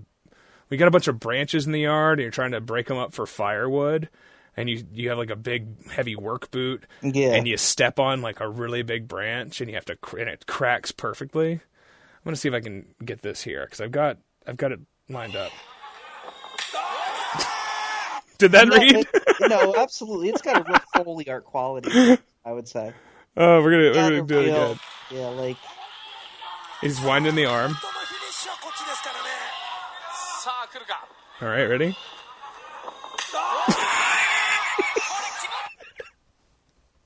Like that. it's onomatopoeic. Nothing should sound like that. No. And he hits That's an unholy sound, frankly. You shouldn't be able to do that to another person. with your with your bicep too. Mm-hmm. God, I used to want to throw a lariat that sounded like that. I remember like trying to figure out how to do it, and I think I like actually fractured my forearm one time God. on somebody's like collarbone. You know, as you do. That'll happen, you know. Yeah. Tom Lawler breaking his arm on Dominic Garini's head, after all. Yeah, I mean, this is, you know, I'm sure Sasaki hurt his arm doing that a few times until he figured out exactly how to do it. So he hits, I think, 2 more lariats, and then he grabs the half crab that Yoshihito would do. Oh yeah, where he would stand on the guy's head for a second, kind of like a lion tamer, but he's standing on the head. And And for then those ICW No Holds Barred fans out there, Eric Ryan's Snuff Stomp. Oh, okay, yeah. I remember that. Yeah, didn't he beat Sadika with that in the pit fight or whatever? And it was really violent. He also Yoshito would grab it with the single leg, or he'd grab the single leg with one arm, so he'd have one hand free, and he would turn back while the guy's in the crab, and he'd just start doing hammer fists on the guy's head and like his ear and shit. Yeah. And he does that here, which is nice. It's just what an animal this guy is. And then Takashi comes back with an enziguri. Yoshito has a great like backward staggering sell. They connect in the middle of the ring, clotheslining each other simultaneously. And then Takashi hits his big power slam that he would do, where it's like sort of a north-south. He's kind of got him for like a tombstone, it looks like. And he gives him a power slam. That was one of his moves that he would do. He did it off the scaffold onto Miyamoto, I'm pretty sure, right? Yeah. And then Takashi with the lariat, Yoshito kicks out at 1. What a prick this fucking guy is. And then Takashi then hits 3 consecutive buzzsaw kicks. They're good kicks. Really good. And Yoshito kicks it 2. And then Takashi lifts him up, 3 harsh headbutts, 2 more full force kicks to the head, and Yoshito finally stays the fuck down for 3. So yeah, it's like 11 minutes long, just mid-card of a random show, somewhat apathetic crowd. I adored this match 15 years ago, and I still love it now. It's terrific. And Yoshihito Sasaki, I truly believe, one of the 5 best wrestlers in the world from 2010 until his retirement. I mean, you know, who knows? Maybe before that. I just fucking absolutely adore this guy. One of my favorite wrestlers ever. Hell yeah. And, you know, there's another match from Big Japan that we covered on episode 100, right? Yeah. With him in it. And that probably would have been my pick for this, because when I was trying to think of the match that I became a huge fan of his, it was that one and this one and the Matsunaga stuff. Although the Matsunaga stuff, he's a different role to play. He's not a hard ass like this, but yeah, great guy. Yoshihito Sasaki. Check him out. He's a truck driver now.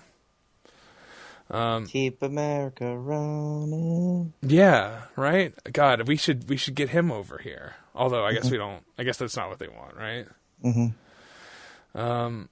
He gets a special visa. Yeah, the what's it called? The special visa. The H-1B. H-1B. And then Sam Hyde threatens to like rape his girlfriend or something. Yeah, Sam Hyde. Is Sam Hyde kicking around again? Oh, he had like this apparently like right before the fucking inauguration, there was he released this 50-minute video pleading with Donald Trump to keep America great. This is when Elon and the Indian guy, I can't remember his name at this point, their fucking thing, Vivek, and he's like, Vivek guy, he's no good about America. America's about people like me and my fucking moss-covered pumpkin of a fucking dome. Oh man, this oozing pumpkin motherfucker, I hate him. Oh my god, look you guys. Yeah. I hate him so much. And yeah, that's what I like just a few years ago. Matt Jane. I mean, it's always, the other guy is always a clearly fucking loser. But Shane's funny. Like, now it's invisible. I know. Sometimes it's finally. All my guys that I liked, all my racist guys that I thought were just like, well, it's funny though. They're funny racist, and now they're not funny racist. So it's hard, and for all this to happen on my birthday too. Yeah. All right. Well, we'll be right back. All right. And we'll talk about another 2 Japanese guys hitting each other really hard. Yeah. I'm gonna cut out all the stuff about all the racist guys I like. That's a good call, man. No, I'm gonna keep it in. I'm gonna keep it in and double it. Oh no, you should play it backwards. That's a good idea. Yeah, backmasked but when it's backmasking, it says actually, we support all the gay pride. We support Black History Month. It's March now, but it should be 2 months. This is your fault. You brought up Sam Hyde. I don't even remember why. Me neither. Don't do it again. Okay, we'll be right back, folks. All that staying in.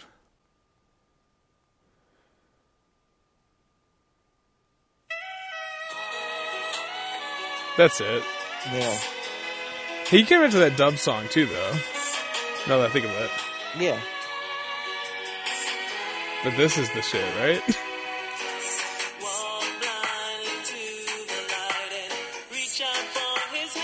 Welcome back to Wrestling Express.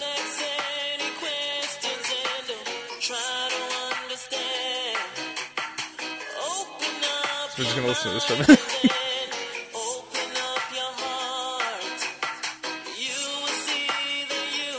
Let's listen to some music.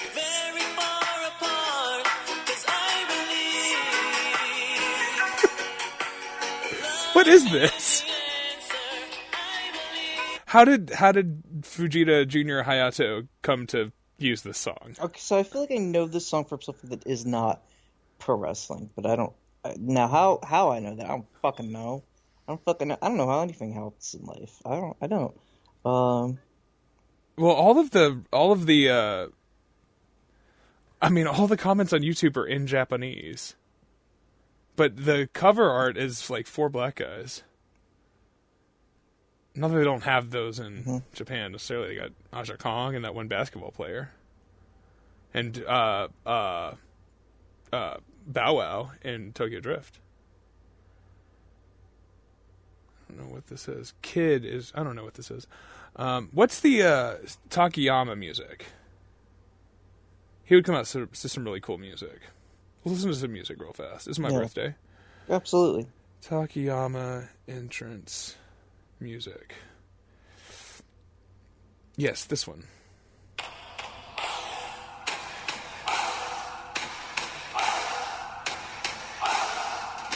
I mean, tell me that's not Takayama coming.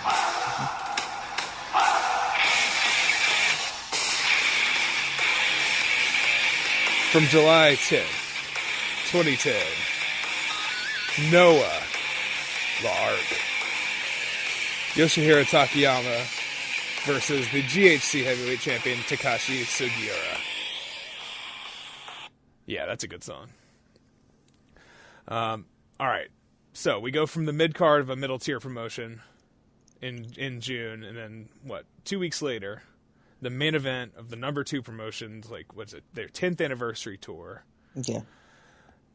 This is so I don't think we've ever talked about either of these guys. Have we ever talked about Takayama? Who the hell knows? God. I know we haven't talked about Sugiura, but yeah, we could have talked about Takayama, and yet I have no evidence that we have. Right. Yeah, I don't know how we would have.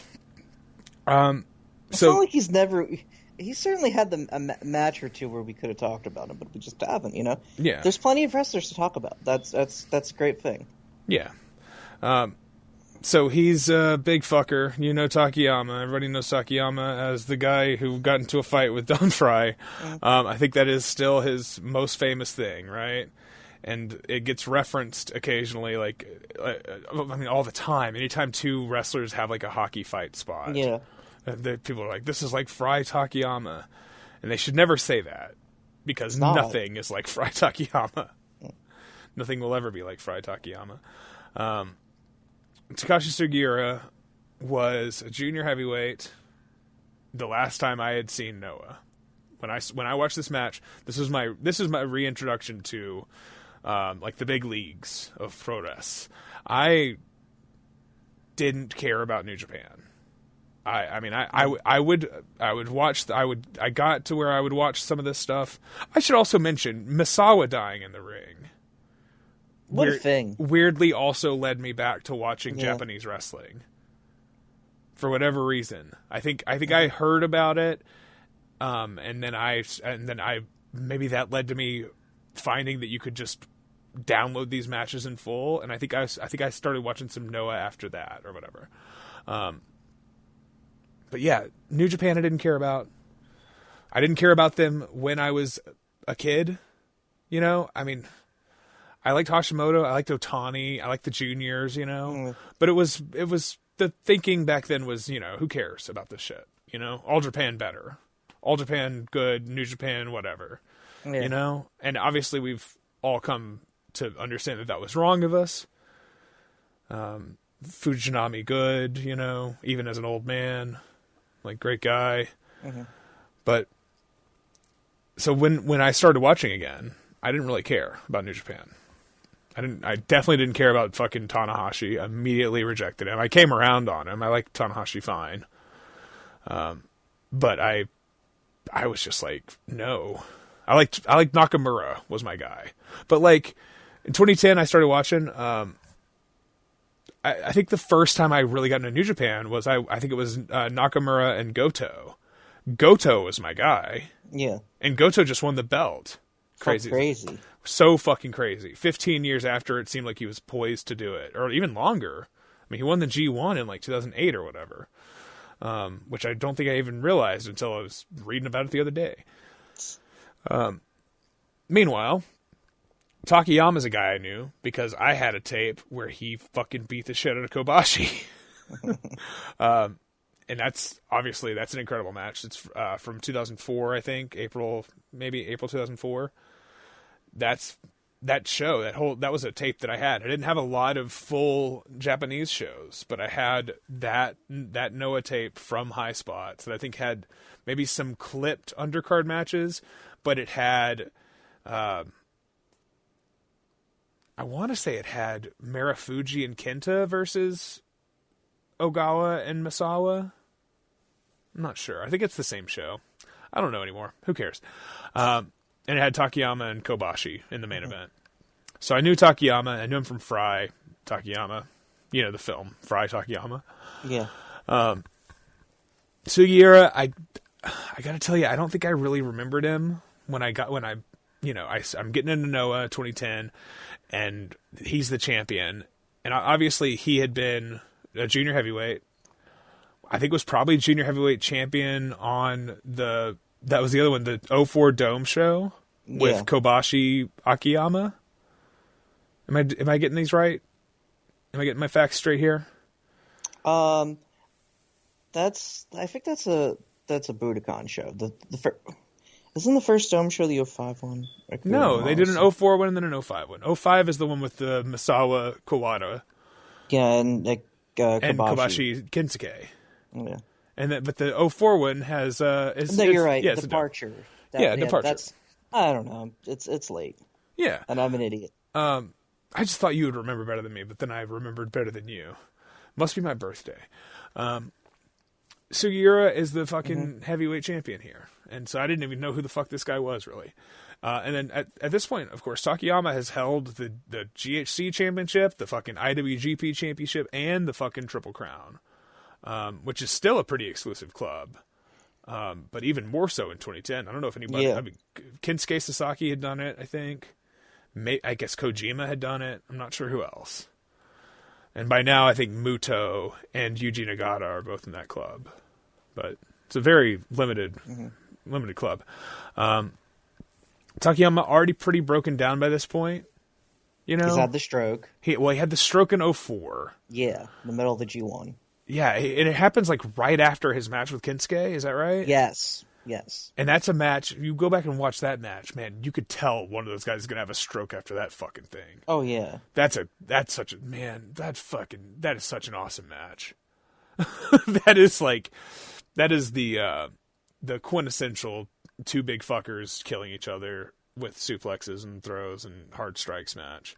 Yeah. And it's only like 13 minutes or whatever. It doesn't overstay its welcome. No, because they were wrestling like 7 matches in 8 days. Those G1s, and those are the best G1s, basically. Yeah. Nishimura really good in those, right? Oh yeah. Yeah. God, we should figure out a way to do some of that. So yeah, he's pretty busted by this point, but he's still going strong. He's still putting a lot of effort in. And Sugiura also, I think, has quite a few miles on him, just working these long tours all the time. He's an older guy too. And he's an older guy. Like at this point, he's already about 35, if not older. Sure. Yeah, I think I was thinking he was in his 50s. He might be 40. Sure. Yeah, I was thinking he might be 40 here because he looks. Yeah, he is 40. Wow. Yeah. I forgot he was literally born in 1970, which is crazy. When does he debut, Sugiura? He debuts in 2001, I think. So he was in his 30s. December 23rd, 2000. Yeah, he was already 30. Because he had an extensive career as in judo. He nearly made the Olympic team and shit like that. Okay, I guess I kind of knew that. Yeah, he's a kind of he's an interesting guy because he doesn't like have like an outward personality. He doesn't like have he doesn't look like a world champion. Yeah. He's short. He's got kind of a pot belly. Yeah, kind of a pot. Yeah, he kind of his weird shorts. Yeah, his like shitty little shorts. Yeah. I think he wears gear now. I think he wears like short trunk or short bicycle shorts. Yeah. But for these years, he's wearing like jean shorts. He's got the blonde hair too. He looks like I don't want to say he looks like a goof, but he doesn't look like the guy. Yeah. And then he kind of ends up being the guy for Noah. Yeah, this is quite a run. I mean, he loses the belt to Shiozaki, I think, like a couple months later. But he has it for over a year. Yeah. It's a long run. And him and Shiozaki is, I think, the quintessential feud for Noah of the decade and beyond.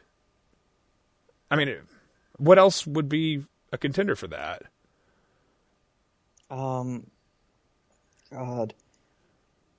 I mean, I don't know. I don't know. I mean, obviously, fucking. At that point, there was still a lot of belief that, something like Kenta Morishima or Go Morishima, obviously, Marufuji Kenta. Sure. Stuff. But, no, I think, yeah. Well, yeah. Kenta goes and spends, 6 years or whatever in fucking WWE. Mm-hmm. Surfing, and like going to rap concerts and shit, having a great time. Yeah. I mean, for the 2010 specifically, Sugiura and Shiozaki feels like the feud. Because Go was only he does leave for a couple of years, but that's like a lot of that time is like at least half, like all of 2015 is sucked up by the goddamn Suzuki-gun invasion, which is atrocious stuff. But isn't there? And then he's back in 2016, so it's only like a year and a half where he's out, and this company has like any goddamn kind of focus. Doesn't Suzuki and Sugiura, isn't that like a fucking hot match at some point in that run too, though? Yeah, but they fucking wear it out, and then Sugiura joins Suzuki-gun, and it's a fucking nightmare. I think I just wasn't watching or whatever, but in my head, that's the feud. So yeah, he's a short little weirdo guy, and Takayama's a monster. This isn't exactly a David versus Goliath because they're very much on equal footing, but it definitely the size difference is felt. The size difference is fucking obvious. Is very obvious, but Takayama's wounded. He's been wounded. The thing that Takayama has that nobody didn't want to give him credit for is just when he was younger, that he had even then. And then it took forever for people to realize how good he was, because it doesn't really stem until like 2001. That's like famous that like people really slept on him. And it's the eyes. And he has incredible eyes. He has Hashimoto, maybe a step down, but that's about like as close to the best eyes of his generation, maybe in Japan. Like, he's such a good facial expression guy. And at this point, which is insane, because, again, he had a stroke 6 years before.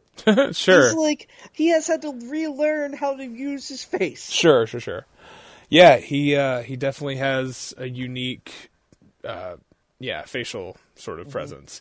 He's a kind of a cartoon character, you know? He looks like a guy you'd see like in an anime that you have to slay. He has that cameo in Silence as the giant man, I believe is literally how he's credited. He's in Martin Scorsese's The Silence?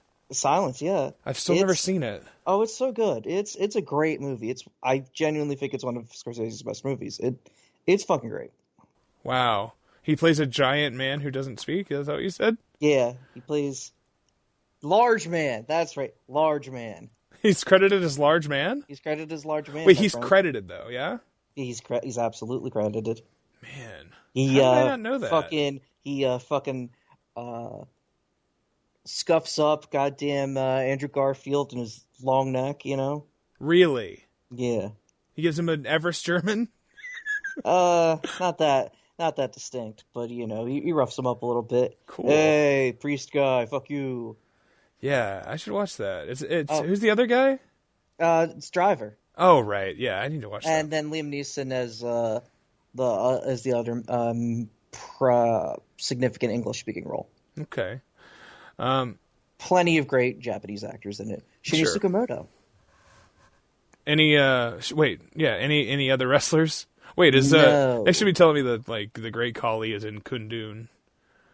Well, that would make that a better movie, as far as I know. You haven't seen Kundun. Nobody's seen that movie. Do you want to deal with? You're the bigger Sopranos fan than I am. I'm currently rewatching The Sopranos, and I finished season 3 today. Yes, Kundun, Marty, I liked it. Very good, buddy. That's for your birthday. Yeah, no, it's a great show. Let's see. I watched Pine Barrens today. Actually, I'm right up there. Great. I watched Pine Barrens, and I watched season 3, 11, 12, and 13 this morning before noon, before I started watching wrestling today, while doing the laundry. Let's see here. Yeah, he said he killed 13 people in Czechoslovakia. He was an interior decorator. Really? His apartment looked like shit. That's the best.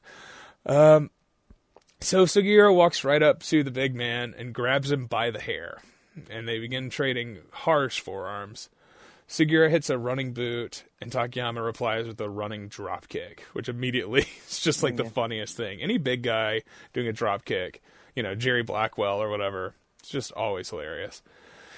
And then To the floor, Takayama takes the rail twice, but then responds with his trademark knee lift, the first of many that he'll do in this match. The heart-stopping knee lift, you know? Oh, yeah. Which, if he's got a signature move, it's that. He gives Sugiura a backdrop onto a press table, hangs Sugiura off the table, like chest over the rail, and multiple knee lifts, more knee lifts. And nobody in the business has ever had a better knee lift than Takayama. I don't think so. Is that what we're calling that? A knee lift? We're going to call it a knee lift. I think it's a knee lift. It's not running. And occasionally it is. But part of it's not exclusively running. Like it's certainly not a jumbo knee. And it's not really even like a Harley knee. Well, that's a knee lift, I guess. That's a different. But that's certainly type a knee lift too. But what it is, part of it is just his goddamn gigantic size makes it seem like a risky proposition for him to even do it. But of course, when that also means that it succeeds, it's this massive fucking leg with this other gigantic leg propping him up, allowing him to just fucking cram it right in your sternum, which is great. Yeah, and he'll do it to you bent over, on your knees, in the tree of woe, we'll see. Mm-hmm. The spot that Shinsuke would always do with him, where Shinsuke would like try to duck down for a double leg, and he would just hit him in the fucking chest with the knee super hard, and they did it at the Dome in all three. They wrestled at the Dome 3 times, is that right? Nakamura and Takayama? I think they wrestled. I think so, yeah. And they did it in every one of those matches. Takayama and Nakamura, that's a great matchup also. So he, let's see. Sugiura crawls his way back in the ring. Takayama hits a baseball slide drop kick, another hilarious thing for him to do, and a big jumping hammer off the apron. We see Jun Akiyama, watching from the balcony. He will get the next title shot at the end of this tour, I think is what I read. And then, Takayama puts Sugiura in the Tree of Woe, runs full force, and knees Sugiura in the chest and ribs. And he does it again, and then a few more knees, just standing there. So he does 2 running, and then he stands just over him and just knees him. He's upside down, he's kneeing him right in the chest. And then Sugiura falls to the mat, Takayama stands on his throat. So in my head, I was thinking like if this was going to be one-sided the whole way through. I couldn't remember. I remembered like 3 things about this match specifically. And also, I'm pretty sure I did rank this as my number 1 Japanese match of 2010 on the Death Valley Driver poll that year. I'm pretty sure I did. And I watched stuff from every company. I was either this or I gave it to that Big Japan tag from November 22nd, the Sekimoto and Sasaki versus Kasai and Numazawa match that we covered on episode 100. So Sugiura makes his way to his feet, and while he's getting to his feet, Takayama's just effortlessly raising his boot and kicking him in the face. He grabs a front necklock for a moment, releases Sugiura, who falls to the mat, a la Richard Belzer. Which is what it looks like when Hogan put Richard Belzer in the front necklock. And then Takayama, also a la Hogan, hits the big leg drop. Also, like the bleach blonde dye job. There's a lot. I was gonna say, bleach blonde, but with silken Japanese hair. Yeah. Yes, that's right. That's from Sunny, right? Yeah, he does not have hot dog skin. Yeah. That's positive. He could. Just, if he tried hard enough. God, Takayama, like 2002 Takayama versus 1984 Hogan. Can you imagine? That would be the greatest match ever. Oh yeah. That would literally be the greatest match ever. Damn. Yeah, let's see here. Sugiura hulks up. Okay, I did write that. Just happened to write that there. And now we're talking about Hogan. It's called serendipity, Maggle. Yeah, I knew what I was doing, apparently. He delivers some great elbows, and then this is the part I remembered the most from this match. And it's where he's elbowing Takayama, and then Takayama, looking like a mythical giant in like a high fantasy, as a hero tries to fight back, just starts laughing in his face. And I am going to see if this might be too loud. Let's see here.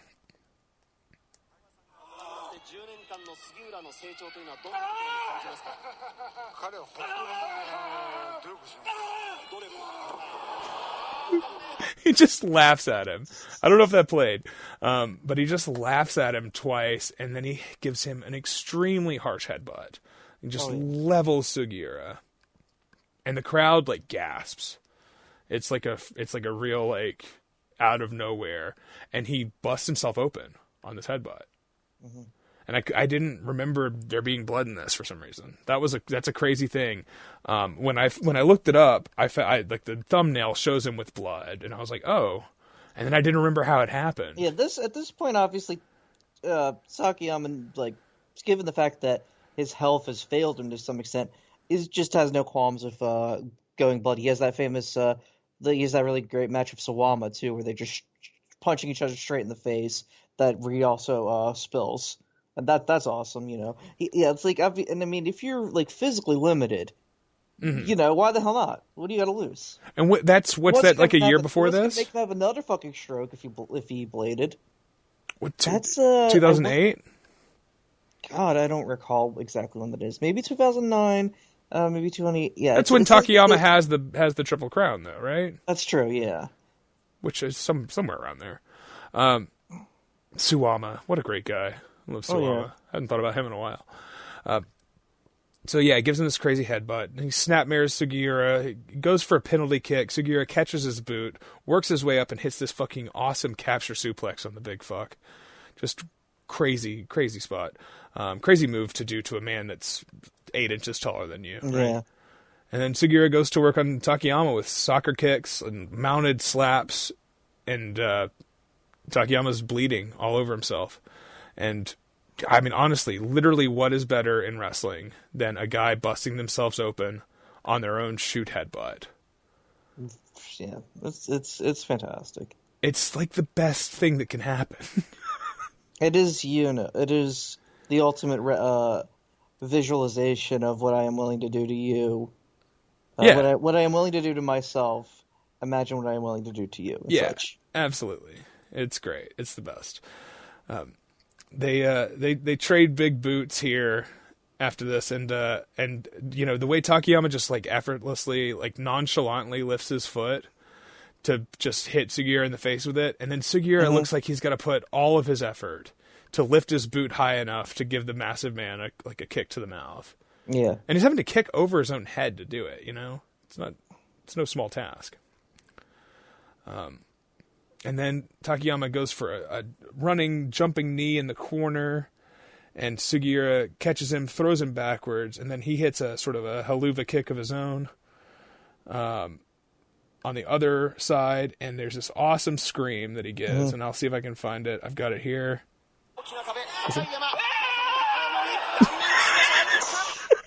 That's Sugiura's like uncharacteristically high-pitched voice as he gives that big boot. I was watching this and I was like, I've got to make sure that I have some sound because some of this stuff is just incredible. Another running knee is caught by Takayama, who slams him down and delivers the knee to the chin this time. Then mounted elbows, another headbutt in the mount, and then another running knee lift to the sternum, high angle backdrop. And at this point I was like, man, maybe I'll start this match over and start counting the knee lifts. I didn't, but maybe I will watch it again, and I'll edit in how many there were. It'd be funny if that popped in just now. Anyways, Takayama takes his knee pad down now, and charges in. It's caught with a jumping knee from Sugiura, and then a release German. Then they trade slaps to the face, starting on their knees, then rising to their feet. Takayama takes advantage with a flurry of slaps, and then, you guessed it, another knee lift. Sugiura does manage to avoid the German, and manages off a German suplex of his own into the turnbuckles, which shocked me watching this. It's just not a move you expect, like, ever. No, it's a crazy thing to do, and I mean that is, of course, what would end up crippling Otani. Is that right? Yeah, it was, and like. Oh, I think I might have known that at some point. Yeah, that was, and they should not have done it because both of them are too old and they were too long into that match. It was a bad idea. It's crazy that it's in that. It's crazy that it didn't cripple a million people before then. It's a real ruthless move. And Sugiura did it to him? Yeah. No way. That's the same move that... The German into the corner? Wow. The turnbuckle? Yeah. Wow. I didn't realize. That's some context. Oh, yeah, dude. It's a gross move. Yeah, you shouldn't do that. You probably shouldn't do it, no. Anything that's landing your neck into the buckles with such unpredictable, who knows how you're... Especially because you can't, like, control your fall. Like if you're going face forward, like, fucking old Seth Rollins with his, like, flatliner into the second turnbuckle, that's fine because you're the one controlling your own fall. Or like an exploder or whatever, where you're hitting your lower back. I mean, it's still crazy. And especially when it's high angle enough that you then land on your head on the rebound, which is not good. God, I didn't realize that this was the same move. And Takayama's paralyzed. Yeah, but not from that. That was a sunset flip that went awry, which I don't know why the fuck he was trying to do a sunset flip in 2017. He was going for a sunset flip? So we don't have footage of that. It was him and Yasu Arano. It was in a DDT show. Okay. I don't know who was going for it or who was taking it and who was giving it. Obviously, but like that's an insane thing to do for someone his size, let alone his age and health history. I don't know who the hell called that spot. They shouldn't have. It was a bad idea. But no, that was nearly a decade ago now. So Wow. No use crying over sunset flip. I don't think anybody's ever gotten injured on a sunset flip before. It's crazy. God, well, it's this very sad episode of the show. This is a great match, though. Yeah, of course. High speed running knee in the corner, lands hard on Takayama, then another one in the center of the ring for 2.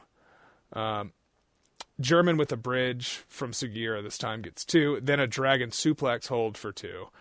And then Sugiura hits the Olympic Slam, which was his finish, and might still be, I'm not sure. Takayama barely shoves him off. And then Takayama knee lift. Backdrop again for 2, and then he brings Sugiura to his knees, and he gives him, I counted these knee lifts, he gives him 8 consecutive knee lifts while Sugiura's on his knees. And I've got one more little bit of audio here, if I can find it.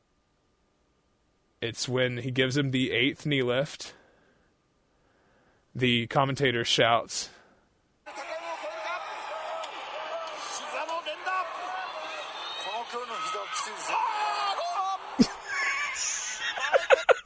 I mean, he was correct. I just love it when anybody's voice does that weird thing, You just get a little too excited. Yeah, so that happens. That was the other thing I remembered from this match. For whatever reason, I think I rewound that one part and listened to that guy make that sound over and over. Because when I was watching it tonight and that happened, it all came back to me. Yeah. When one weird sound just takes you back. And then Takayama hits his incredible Everest German, the story of Everest, Jay Johnston. I guess recently released from prison. Do we know for sure? I'm not sure. I mean, I guess. I mean, they all got out, right? Everybody who stormed the Capitol. What if Trump's going to pardon everyone except Ariel Pink, who hadn't even been arraigned. No, Ariel Pink. He was on the Adam Friedland show. He was, in fact, pardoned. Yes. Jay Johnston. Good. And you know what? Yeah, good for him. The story of Everest is the best. All right? It's the best. And Jay Johnston, kind of similar build to Takayama, if you think about it. Imagine Jay Johnston hitting an Everest German with that beautiful bridge. Everest German. All I know is that most of the people at January 6th, 2021, weren't voices of Immoral Oral. But Jay Johnston was. Sure. And I do know that most people who were pardoned, when they got out, they had a normal one. Yeah. And it was all good for them. let's see, he brings Sugiura to his feet, and this is where they start just punching each other in the fucking jaw. This really, really hit for me. These are some hard punches. And you don't see this, the shoot punches. Yeah. But especially, I mean, you see it, I think, more now. But I feel like in 2010, for it to just devolve into this, I think it was really exciting for me. I think this is what made it my match of the year, was this one part where they clearly punch each other in the face like 10 times. And Sugiura wins the bar fight, for lack of a better term, like 4 consecutive shots, then a knee lift to the chin. And then he lifts Takayama with the Olympic slam, fucking drills him. But then, of course, he remembers that he's walking the King's Road and that Takayama kicked out of the last one. So Sugiura lifts his big, lifeless body up and hits him with a second Olympic slam for 3, which is how you do it.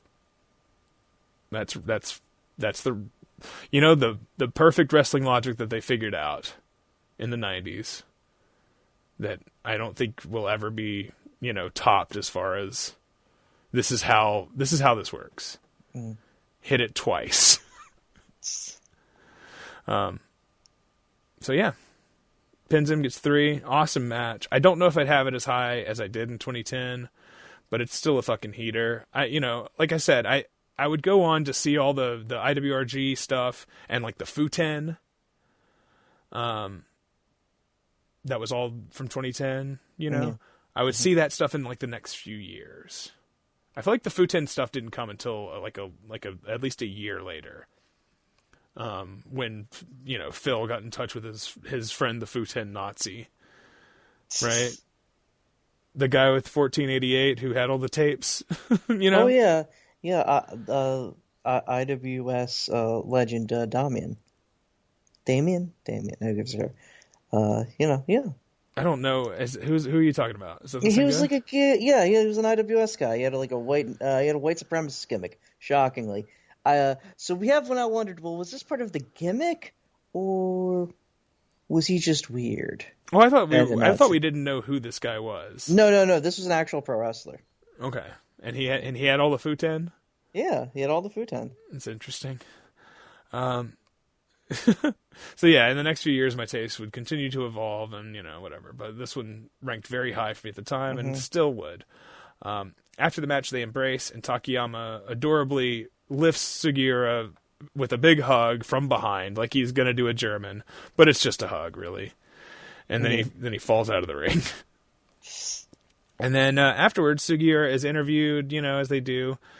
And Akiyama joins in the ring, and they sort of hype the title match that they'll have the following month. And you can see that Jun Akiyama bald spot coming in hot. And it would only be a matter of time until Jun Akiyama began shaving his head and truly became Uncle June. Oh, yeah. And speaking of bald spots, that will bring us to our final match, as it's main event time. Main event time. From World Wrestling Entertainment, Money in the Bank, 2011. July 17th, 2011, that is. It's CM Punk versus John Cena. Now. Oh, right, yeah, I've got my... Okay, it goes... Look in my ass, what do you see? A routine colonoscopy. Right? I like that. I'm a fan. I'm fond of that. I just came up with it. Yeah. So, did you see any of the? So when I skimmed the Elimination Chamber match as it was happening, and I watched the whole match. Did you actually watch the whole match? Yeah. Did you see how Cena in the Elimination Chamber pod looked like a goddamn hologram of himself? Am I wrong? He looks so fucking weird. I did the not lighting notice. Is so weird. His skin color is fucking weird right now. He's got like a farmer's tan now. He's so pale. Yeah. It doesn't work on him, especially because like he has all the time in the world to just tan. Right? I suppose. I mean, he's that's not. His call. I don't think he's filming a movie anytime soon, and that's why he's supposedly like dedicated this time to do this run, from what I understand. But yeah, I don't get it. I keep wondering, he's not going to shave his head, right? Because once you do that, it's over. Oh, Cena? No, he shouldn't. I don't think he's got the head for it. Yeah, he might not have the head for it. At this point in his life. Like Kyle Fletcher, again, I'm always bringing him up, but really shaving the head really did it for him. You just imagine John Cena shows up with a shaved head.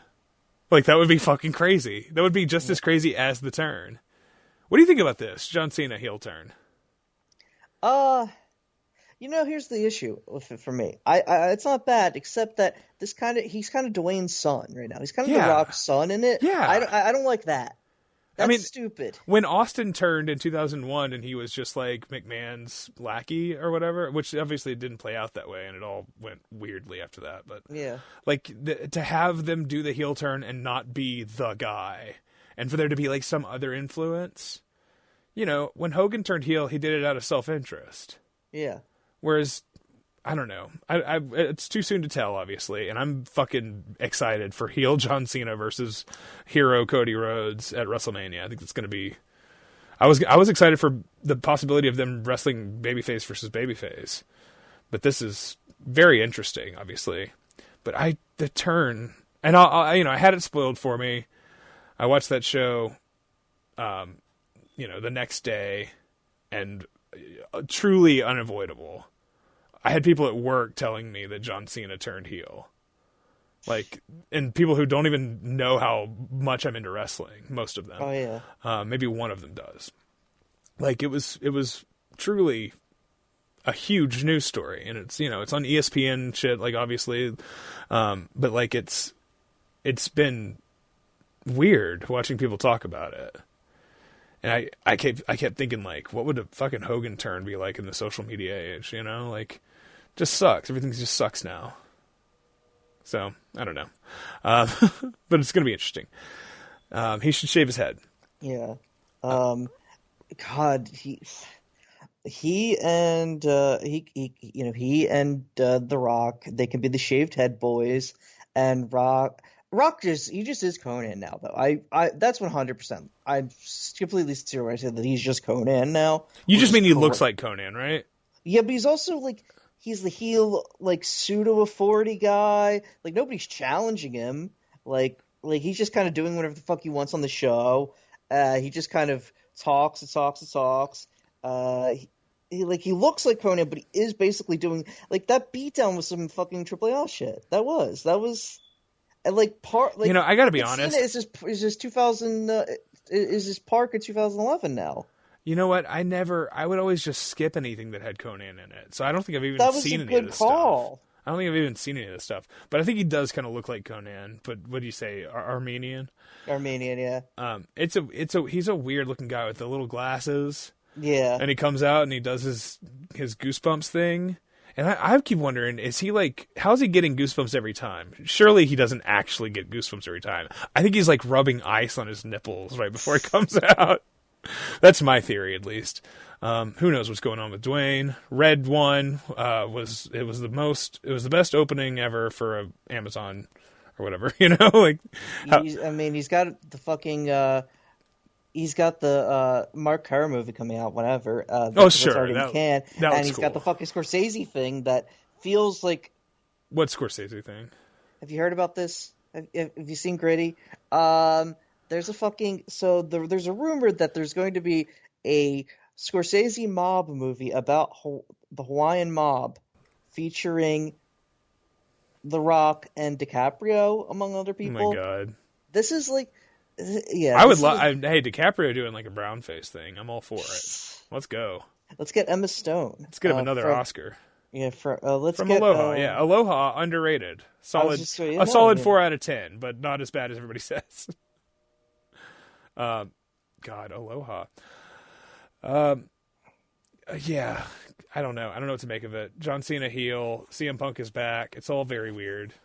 Mm-hmm. It's a very weird time for WWE. And the show is largely unwatchable, even though there's lots to like in theory. It's a lot better on paper, you know, and especially if you look at the cage match ratings, and you see like, damn, this was a 9.4 this match or whatever, and you watch it and you're like, what the fuck were they thinking? I mean, Jade Cargill is still sexy as hell. That's cool. Yeah, that was cool. That was a good. You know. I watched all that. I watched that whole show. I mean, I didn't pay attention to the Trish and Tiffany versus Candice and Nia Jax. I can't even remember her fucking name. It was just on. I didn't watch that, but yeah, I don't know. It's a weird company. They were also a weird company in 2011. CM Punk says in the intro video, maybe WWE will be better once Vince McMahon is dead. And now that Vince is as good as dead, we can say for sure that it's different. Yeah. Now we don't have Vince anymore, but we do have Ari Emanuel. And Triple H is here doing his face. Yeah, Ari Emanuel should be in he should be in a cage match with Cody or whatever. Oh yeah. That'd be good. Do you think he can bump? I think Ari Emanuel would take the bump off the cage into the announce desk. The Spanish announce table? Probably not. Have you seen these announce desks they have now? They're like fucking built like a house. They're like crazy. They're super, super fucking strong.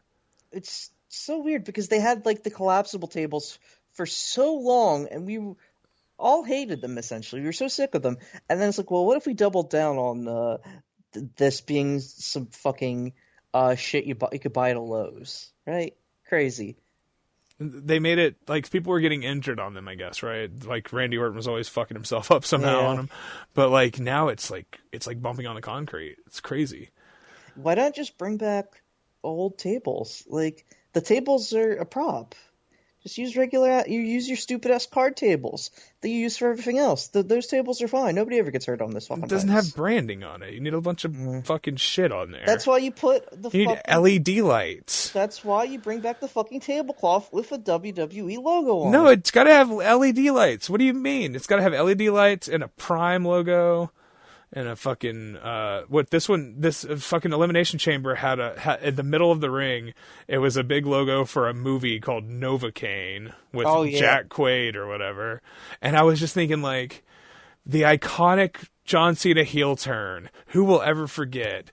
On top of the Novocaine logo, a movie that nobody will see and nobody will remember. Yeah, just insane. And there's like a Riyadh season logo in the corner. Hell yeah. Who's gonna forget? I'm not against You're not against Riyadh.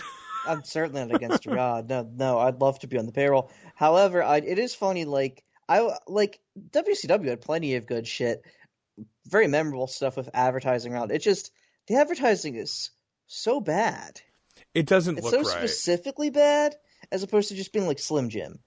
Say we love that Slim Jim is a product. I'm a fan, but yeah, I also like. It's Slim pretty Jim. Fucking straightforward. Like some goddamn fucking movie. It's like the UFC thing where it's just like so many companies like, hey, here's fucking John Jones knocking out Stipe Miocic next to an advertisement for Dude Wipes or whatever, or fucking Liquid Death. Dude Wipes were on the fucking Dude Wipes were on the ring for something recently. I'm not surprised at all. It was a women's match, and there were Dude Wipes logos on the LED ring posts. God, it sucks. So okay. Anyways, everybody knows the story here with CM Punk, right? Mm-hmm. Whatever. What people might not remember is that at this point he's still the leader of the New Nexus. Yes, he is. And his little chyron says, "The New Nexus." It's so weird. It's really funny. A plot line that died on the vine, obviously, and I don't know how it ends with Punk doing all of this. It's a miracle that it happened. Wikipedia says that he officially leaves the New Nexus at this show, which... This show? Yeah. Okay. I don't remember that. I watched this show. This show I remember so well because it's got Danielson winning the fucking Money in the Bank. And Del Rio, both guys that I liked and were rooting for. And then that fucking the Christian Randy Orton match is awesome too. It was a great feud, Christian versus Randy Orton. Christian won the world title in this show, I think. Does that sound right? Yeah. Yeah. It's awesome. So what an exciting time. Obviously a lot of it would be ruined by the next pay-per-view, but that's just how WWE is. It's about the one night is all that really matters, right?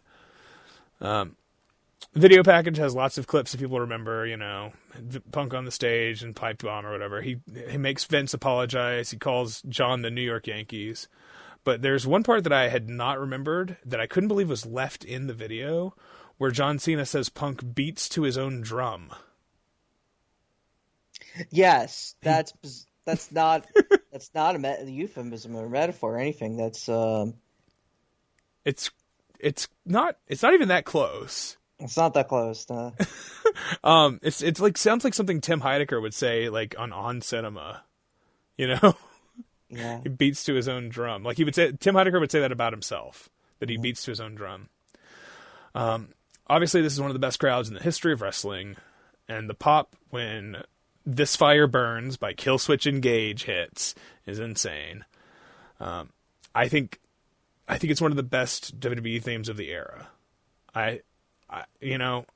It's goofy, shitty music, and I wouldn't listen to it on its own, except for that I did tonight after I did listen to the whole song. Yeah. But I think it's such the wow. It's like, it sounds so good for like an entrance theme, and it's perfect. So like Punk can yell it's clobbering time when it's swelling and it's about to hit the chorus. Like, it's fucking great. And this is the last time he'd ever use it, because the next time he's back, it's which I do in every episode now, apparently. So we see the white jacket superfan guy that was always at ringside trying to get himself over. You know that guy? In the white jacket. Trying to get himself over back before that was the thing that everybody at ringside was doing. Now they all There's are an looking early at the Frank camera. the Clown sighting. I was about to mention him. There's Frank the Clown. There's the fake ICP guys. This is unconfirmed as to whether or not it's ICP, apparently. Yeah, there's a couple guys. I was apparently Billy Corgan was there, and I was trying to spot him, which is hilarious because you'd think, what a distinct man, this like 7 foot tall fucking paperwhite fucking beanstalk. How tall is he? He's not 7 foot tall. I mean, I know that. 7 foot tall. He's like 6'4", though. Is he 6'4"? That's he's crazy. He's a tall motherfucker. He gives short vibes. He does, because he's a small man, but he's like this. Small of spirit. Yeah. Speaking of birthdays, though, of course, happy birthday to him. Is that right? Yeah, you're both St. Patrick's Day births. Oh, I don't think I knew that. I know Samoa Joe's got. That's the only wrestler I know for sure. Also the let's see, the "We Hate Cena" T-shirt guy from WrestleMania 22, who's a Chicago guy, I guess, because that was in Chicago. That was like an old GIF that people used to use all the time, where Cena's smiling with the title belt next to that guy, flipping him off or booing him or whatever. Cena's great. Yeah, he's the best. I think he's great. I feel like people have argued that he's not working subtle heel in this match. That's insane. He's working subtle heel. There's a lot of levels to it. Yeah. It's an incredible performance by him. Also ringside we see Punk. His mom is there, and she's sitting next to Ace Steel, who is also sitting next to Colt Cabana. And yeah, you said Frank the Clown, right? Yeah, it's a veritable "Who's That" of classic nobodies. Fucking Cena's music hits, and the collective boos. Mm-hmm. I've never heard anything like this. This is the greatest instant just booing. Like they were all so ready for it, and they all booed at the exact same time. It's like explosive. And you hear Jerry Lawler says, oh man, and it's like genuine, a guy who rarely is genuine or sincere with the stuff he says. He feels very real in this match. And Cena walks out, doesn't pose, walks straight to the ring. It's just fucking awesome. He holds the belt over his head with his eyes to the ground, his head down. Removes his shirt, deliberately throws it to one of the only guys he can find in the front row wearing a John Cena shirt. Pro move. Yeah. They didn't throw it back like they did at One Night Stand, you know? And then, yeah, the match is... There's stuff in this match that's a little... There's a few things that are awkward. In fact, a lot of it is awkward. Yeah. A lot of it feels like it's just a little bit off. You know what? I kept thinking a lot of it feels like it might be... Like, this is a match where they're calling it in the ring, and maybe it's because Punk's not happy and he's never going to wrestle here again, you know? Like, there's something to that. It's obviously not what was going on. But, like, I feel like I remember watching this in 2011 and thinking, like, oh, they're not communicating well. And it's, like, it adds to it somehow, like, on a weird meta level. But it starts with this long fucking, just slow, you know, headlocks and snapmares and rolling around doing some fucking basic chain wrestling. But it's just, like, a way that you don't see WWE matches, big WWE matches. They just don't start this way anymore. I mean, I could be wrong that it never happens. Yeah. I don't watch all the shows or all the fucking matches or whatever. But I feel like now, 14 years later after this match, if it happened now, it would begin with each guy hitting their finish within the first 2 minutes. Right? Yeah. Like the Roman Reigns main event. Established dominance, that kind of horse shit. Yeah. Cheap near falls to start. Mm-hmm. Sorry. I didn't mean to cut you off. Go ahead. No, it's like a little of that goes a long way, you know? Like, I always remember, I don't know why this is a match that stuck with me. It's Cena when he has the U.S. title in fucking 2015. 2015. He has a match with fucking Dolph Ziggler where he hits the fucking FU in the first 30 seconds, and you know Ziggler's able to roll out of the ring, and you're like, well, that was cool. I like that. I don't need to see that in every fucking match, though. I really don't. That's like, you know, like that happens every so often, and that's cool.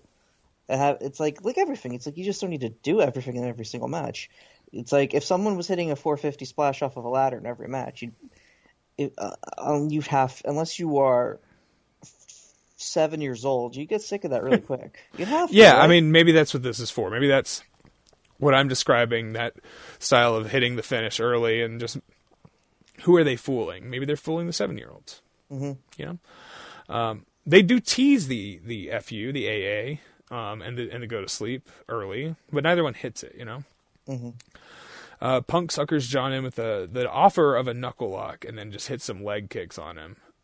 And Cena comes back with his ugly ass face buster, grabs a front face lock. Booker calls it a chess match, and he's not wrong. It is being played, you know, similar to, you know, that slow pace. That's just not what you would see normally.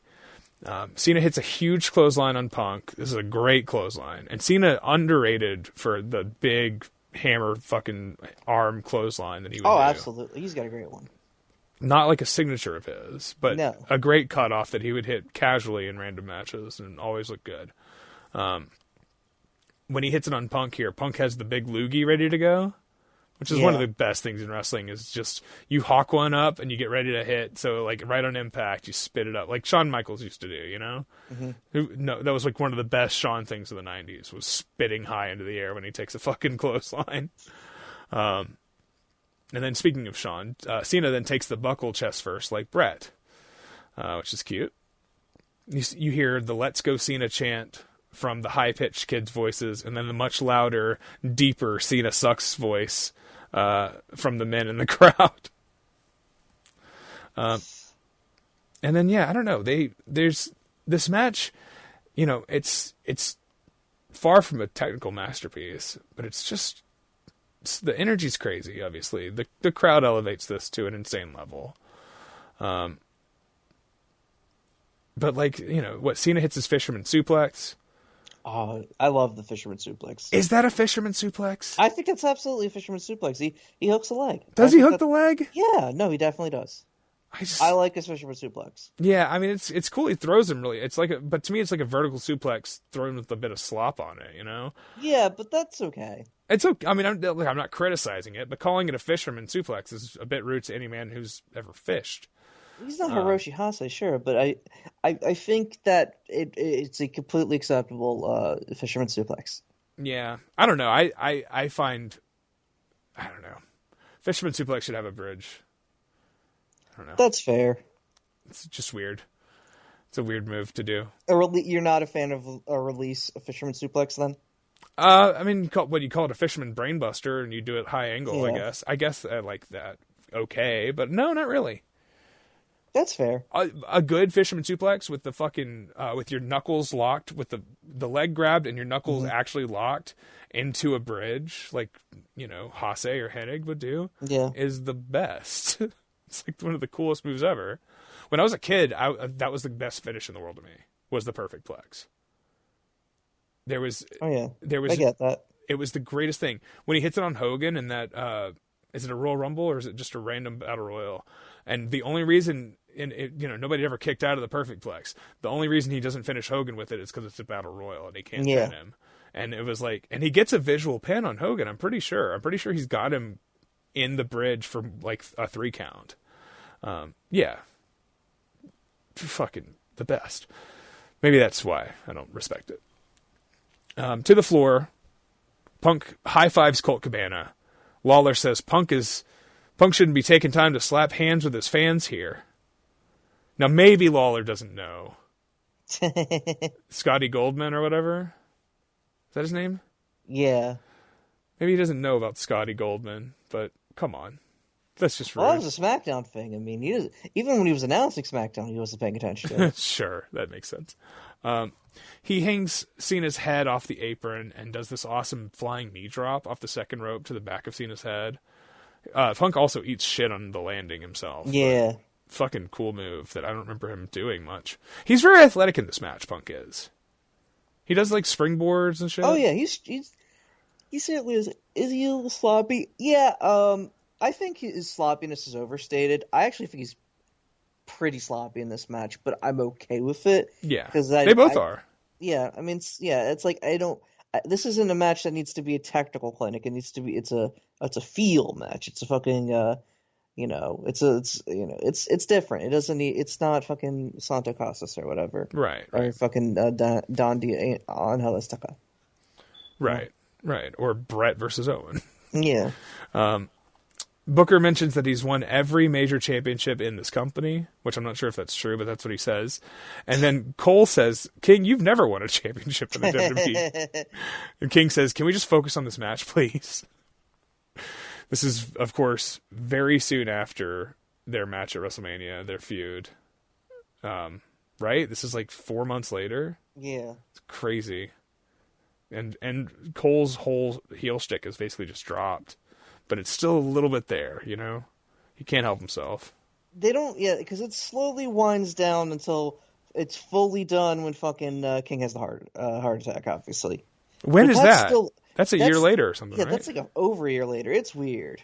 Yeah, Cole's just, I don't, I think that was the other thing. You watched more Michael Cole. Like, you had some appreciation for him. When I started watching wrestling again, he was in the middle of that stuff. And it wasn't a good idea. And he's not good at it. No. Being a dick to Jerry Lawler is, I don't have that much of an issue with, but him being like... No, it was everything else. Yeah. Him being a dick to Daniel Bryan, I also think is okay. But it's like, no, that doesn't work for him. I will say the part where Lawler's climbing the ladder in the TLC match and he's going to win the title against The Miz. Yeah. And it's like, there's nothing that can stop him. The Miz is down. And then Cole is in the ring holding Jerry's leg. That is an incredible moment. That's an incredible match. No, that is, because that's like that's like an act of God or something. Yes, that's a Deus Ex Machina. Yeah. But like, I was also thinking about like Michael Cole, of course, is a strange man, because this is a guy who like reported in like Bosnia at like the Branch Davidian compound, and I was like, what if you switched him and Jerry Lawler? I mean, Jerry Lawler would have a fantastic time at the Branch Davidian compound. That's a very good point. He would have had so much fun. Jerry Lawler, you raped a little 12-year-old girl? What? Oh, come on. They're going to take us off the air. Come on, doggy. That was a little too Howard Cosell, but still. They're all Howard Cosell. They are Howard Cosell. Memphis Power Pro in the Budokan. Yeah. Let's see here. Punk leaps to the top from the mat and delivers the turning crossbody, which is a great move. And he leaps, the way he leaps up to the top is really impressive to me. But Cena's a step too far away, or Punk undershoots it, because he lands on Cena's knees, and it looks crazy, and it looks like either one of them could have been injured from it. And Cena shakes out the leg. He looks like he might be legit hurt. It's hard to tell if it's just selling, if he's just a masterful, adapting to the situation and making it look good. Cena actually goes out to the apron and then hits he suplexes Punk over the top to the floor off the apron, which is a crazy move. Like in general, but just for a WWE main event at this time, I feel like nobody was pulling shit like that. And you certainly never seen Cena do that. And they both land hard. And then back in, Cena hits like a fucking emerald flosion of some kind. Oh, yeah. He would do that sometimes. And that's where I spotted the Juggalos. And they were cheering for Cena. Those were pro Cena Juggalos. And then Cena locks on an abdominal stretch, except for that he's got both legs in front of the rear of Punk's rear leg. This is weird. Did you notice this weird thing? No, I thought this was weird, yeah. Because you're supposed to have, so you're supposed to have the right leg behind. Your legs are supposed to, intertwine. Yeah, exactly. You're supposed to step over and have the pressure of your back leg leaning against the back hip. And then your other leg is stepping over to create a hyper extension of sorts. Not unlike a figure 4 leg lock would be, and I remember when we were kids, it was like backyarders trying to figure out how to do the abdominal stretch. And we watched videos of it, and we were just trying to figure it out. And then, but the thing is, once you get an abdominal stretch locked in, it feels like it's meant to be.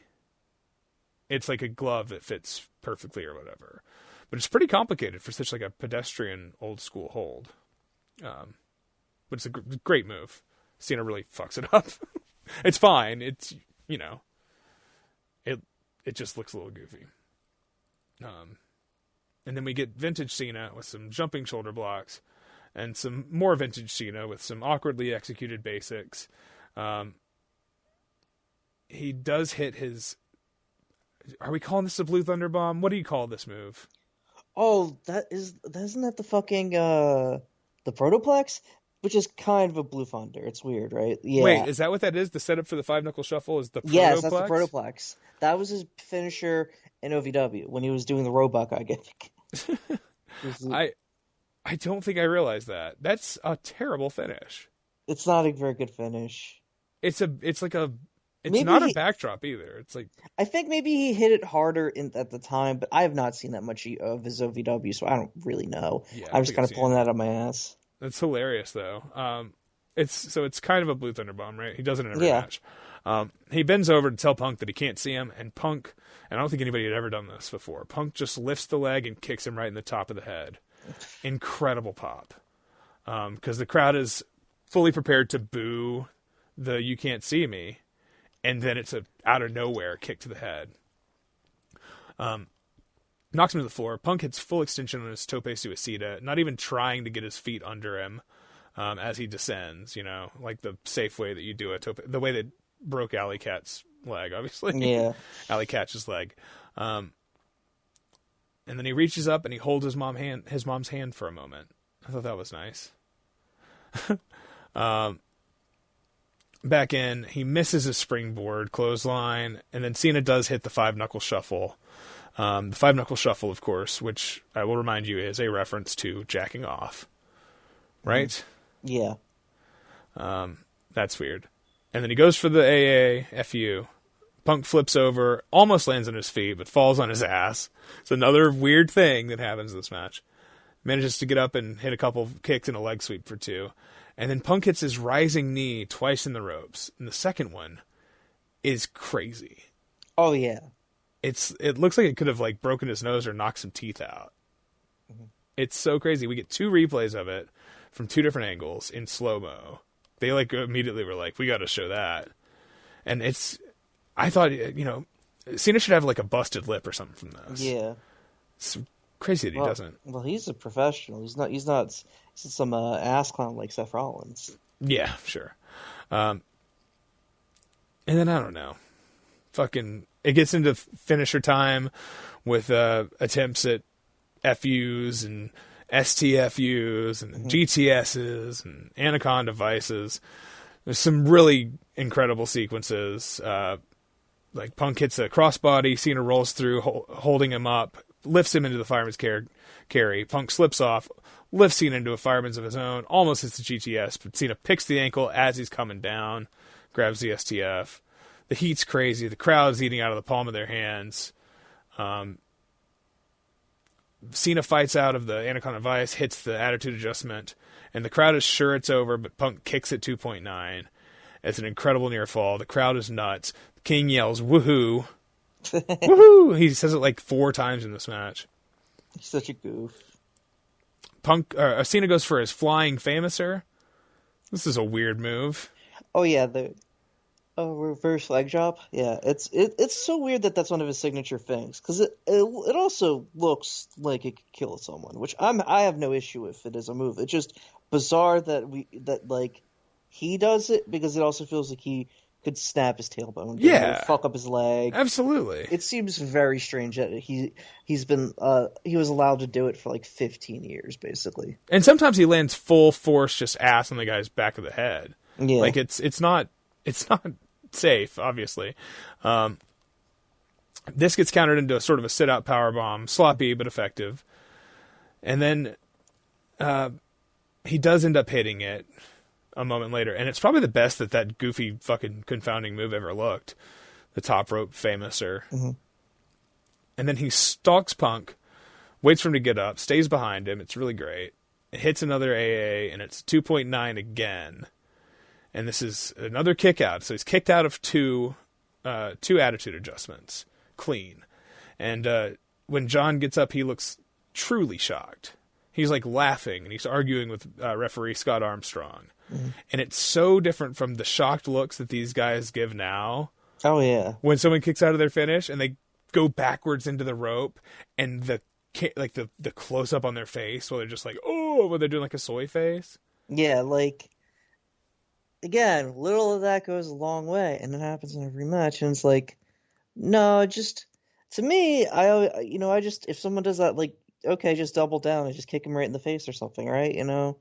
That's like a call for more violence as opposed to acting. Yeah, so this one is not. This is great though. He's just like he's laughing. He's like, what the fuck? This is ridiculous. It's not dramatic over the topness. He's really just. He's shaking his head. Can't believe it. Then he brings Punk to the top rope, goes for a top rope AA. Punk elbows his way out, awkwardly finds his footing, hits a Ron off the buckles, then lands a sloppy GTS on sort of, they keep saying onto the ribs. Looked fine from the angle that they shot it from, though. Cena falls through the ropes to the floor.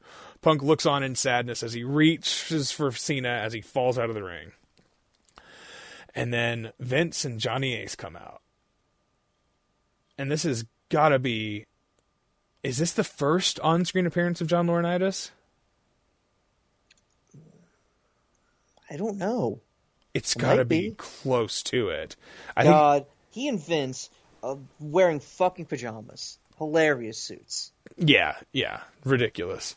They got to be comfortable for their deeds, their dirty deeds. Yeah. Hey, Trump wears a similar cut, Yeah, it's true. Makes sense. But meanwhile, Elon's wearing clothes that fit oddly in a different way. He wears clothes that don't fit on Grimes. Like him. Yeah, the picture of him at Mar-a-Lago the other day. Did you see that one? Oh, God. It's so funny. Did you see the picture of his haircut from today? The fucking undercut, dude. It's so... It's just, he's... what if this guy could have just taken ecstasy and, blown a dude in a Chicago club, like a fucking Ministry concert 30 years ago? How fucking happy would he be, right? Probably would have made him normal. Yeah. So yeah, we got Johnny Ace. Fucking Cena gets Punk in the STF as Punk's looking at McMahon and Laurinaitis, and then he slides back in the ring, and Cena grabs the STF immediately, and McMahon starts calling for the bell like it's Montreal. And I remember watching this the first time, and I was like, "Oh, they're gonna do it. They're gonna do this." And then they set it up perfectly for you to get so excited. Because, and this is Cena has worked subtle heel for a lot of this match, but he, the good shines through when you need him the most, obviously. McMahon sends Johnny to the timekeeper to demand he ring the bell, and John Cena releases the STF, slides out of the ring, cuts Johnny Ace off, and knocks the piss out of him. Mm-hmm. And Johnny takes such a good bump on the floor. And, we never got another Johnny Ace match. I mean, I'm sure he did wrestle something. Oh God, no, he and Cena do have a pay-per-view match. Oh, that's right. Yeah. Is it good? I don't think so. Should we cover it on the show? You know what? Why the hell not? We could throw that in with the Vince matches. Yeah, that's a great idea. He's like the honorary McMahon. That's right. Well, all right, pencil that in for 10 years from now when we get there. Cena tells Vince, "We're not doing it that way." He slides back in. Punk hits the GTS for 3. Now, I feel like we could have had one more near fall here. Watching this back, I was kind of surprised he got the pin there. But the crowd is crazy. Cole's call is amazing. He just says, "Oh my God. Oh my God." Mm-hmm. And then I don't know if he says anything else. It's it's very funny because he's doing, the whole thing does like a subtle heel moment for Cole, because he's like, I love I think CM Punk's great, but he's brainwashed the crowd.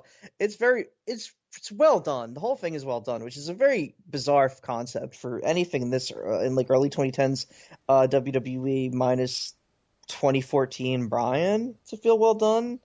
Who the hell knows, dude? I think it works great though. It's fantastic stuff. And it's legendary for a reason, Some things are, like this is not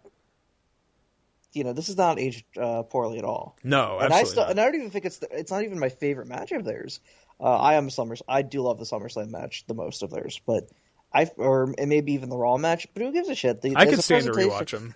As a presentation, it's fucking perfect. It's boiling perfect. Yeah, and the crowd was never hotter. I mean, this is the hottest crowd maybe ever in company history, I feel like. I almost think that the ultimate exclamation point is yet to come when Vince goes, "Get Alberto out of here! Get Alberto!" And then Alberto Del Rio, who has won the Money in the Bank, like about 45 minutes beforehand, a little longer, comes out, and he absolutely is running like he's just shit his pants. With the case. Like he didn't know. Yeah, he does look like he was completely caught off guard in real life. Which is great.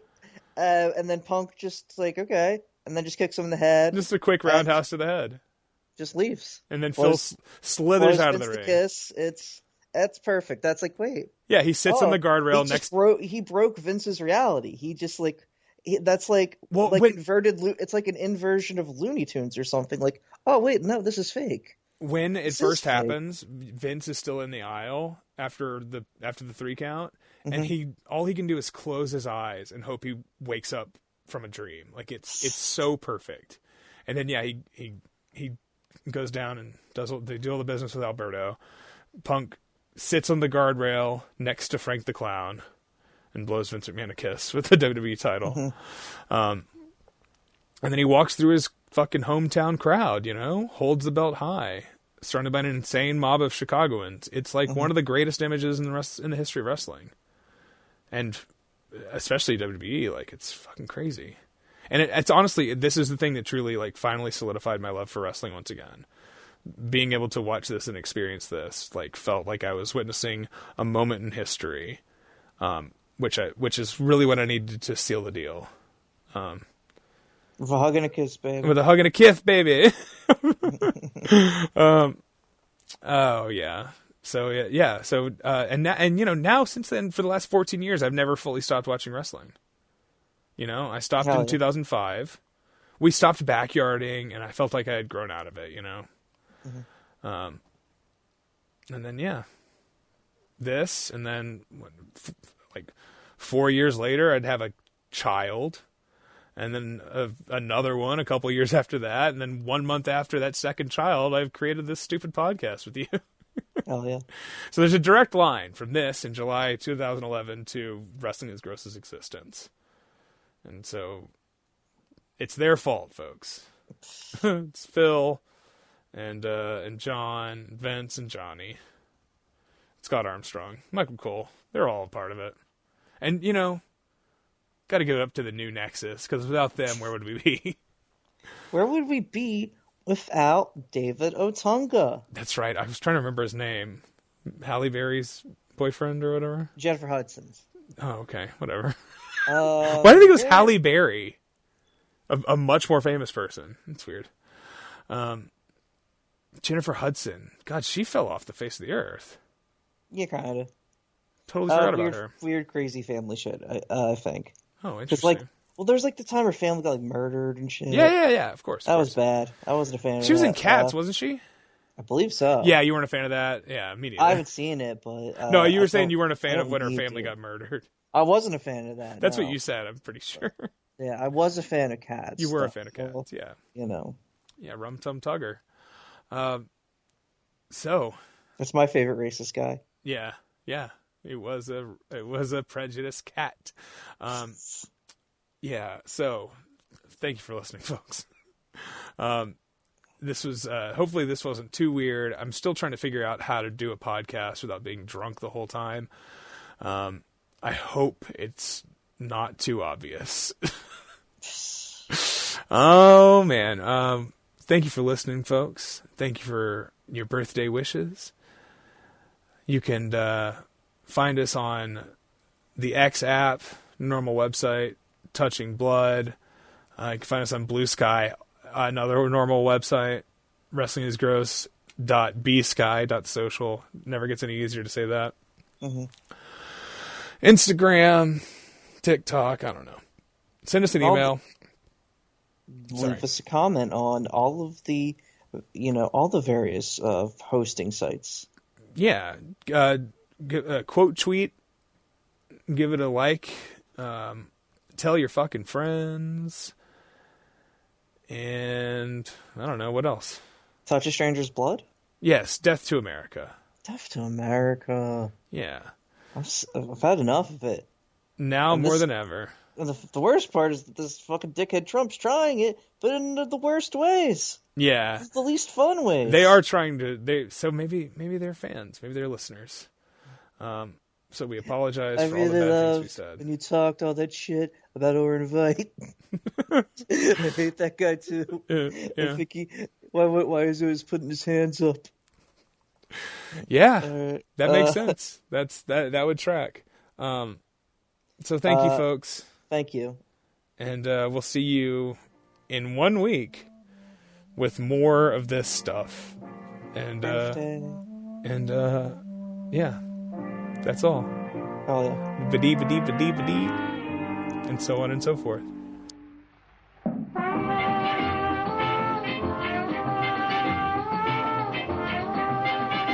All right, we did it. I thought that was a great episode. Yeah, okay. I can't tell. No, I thought it was good. We had a lot of fun. Good, okay. Well, I trust you. Stop.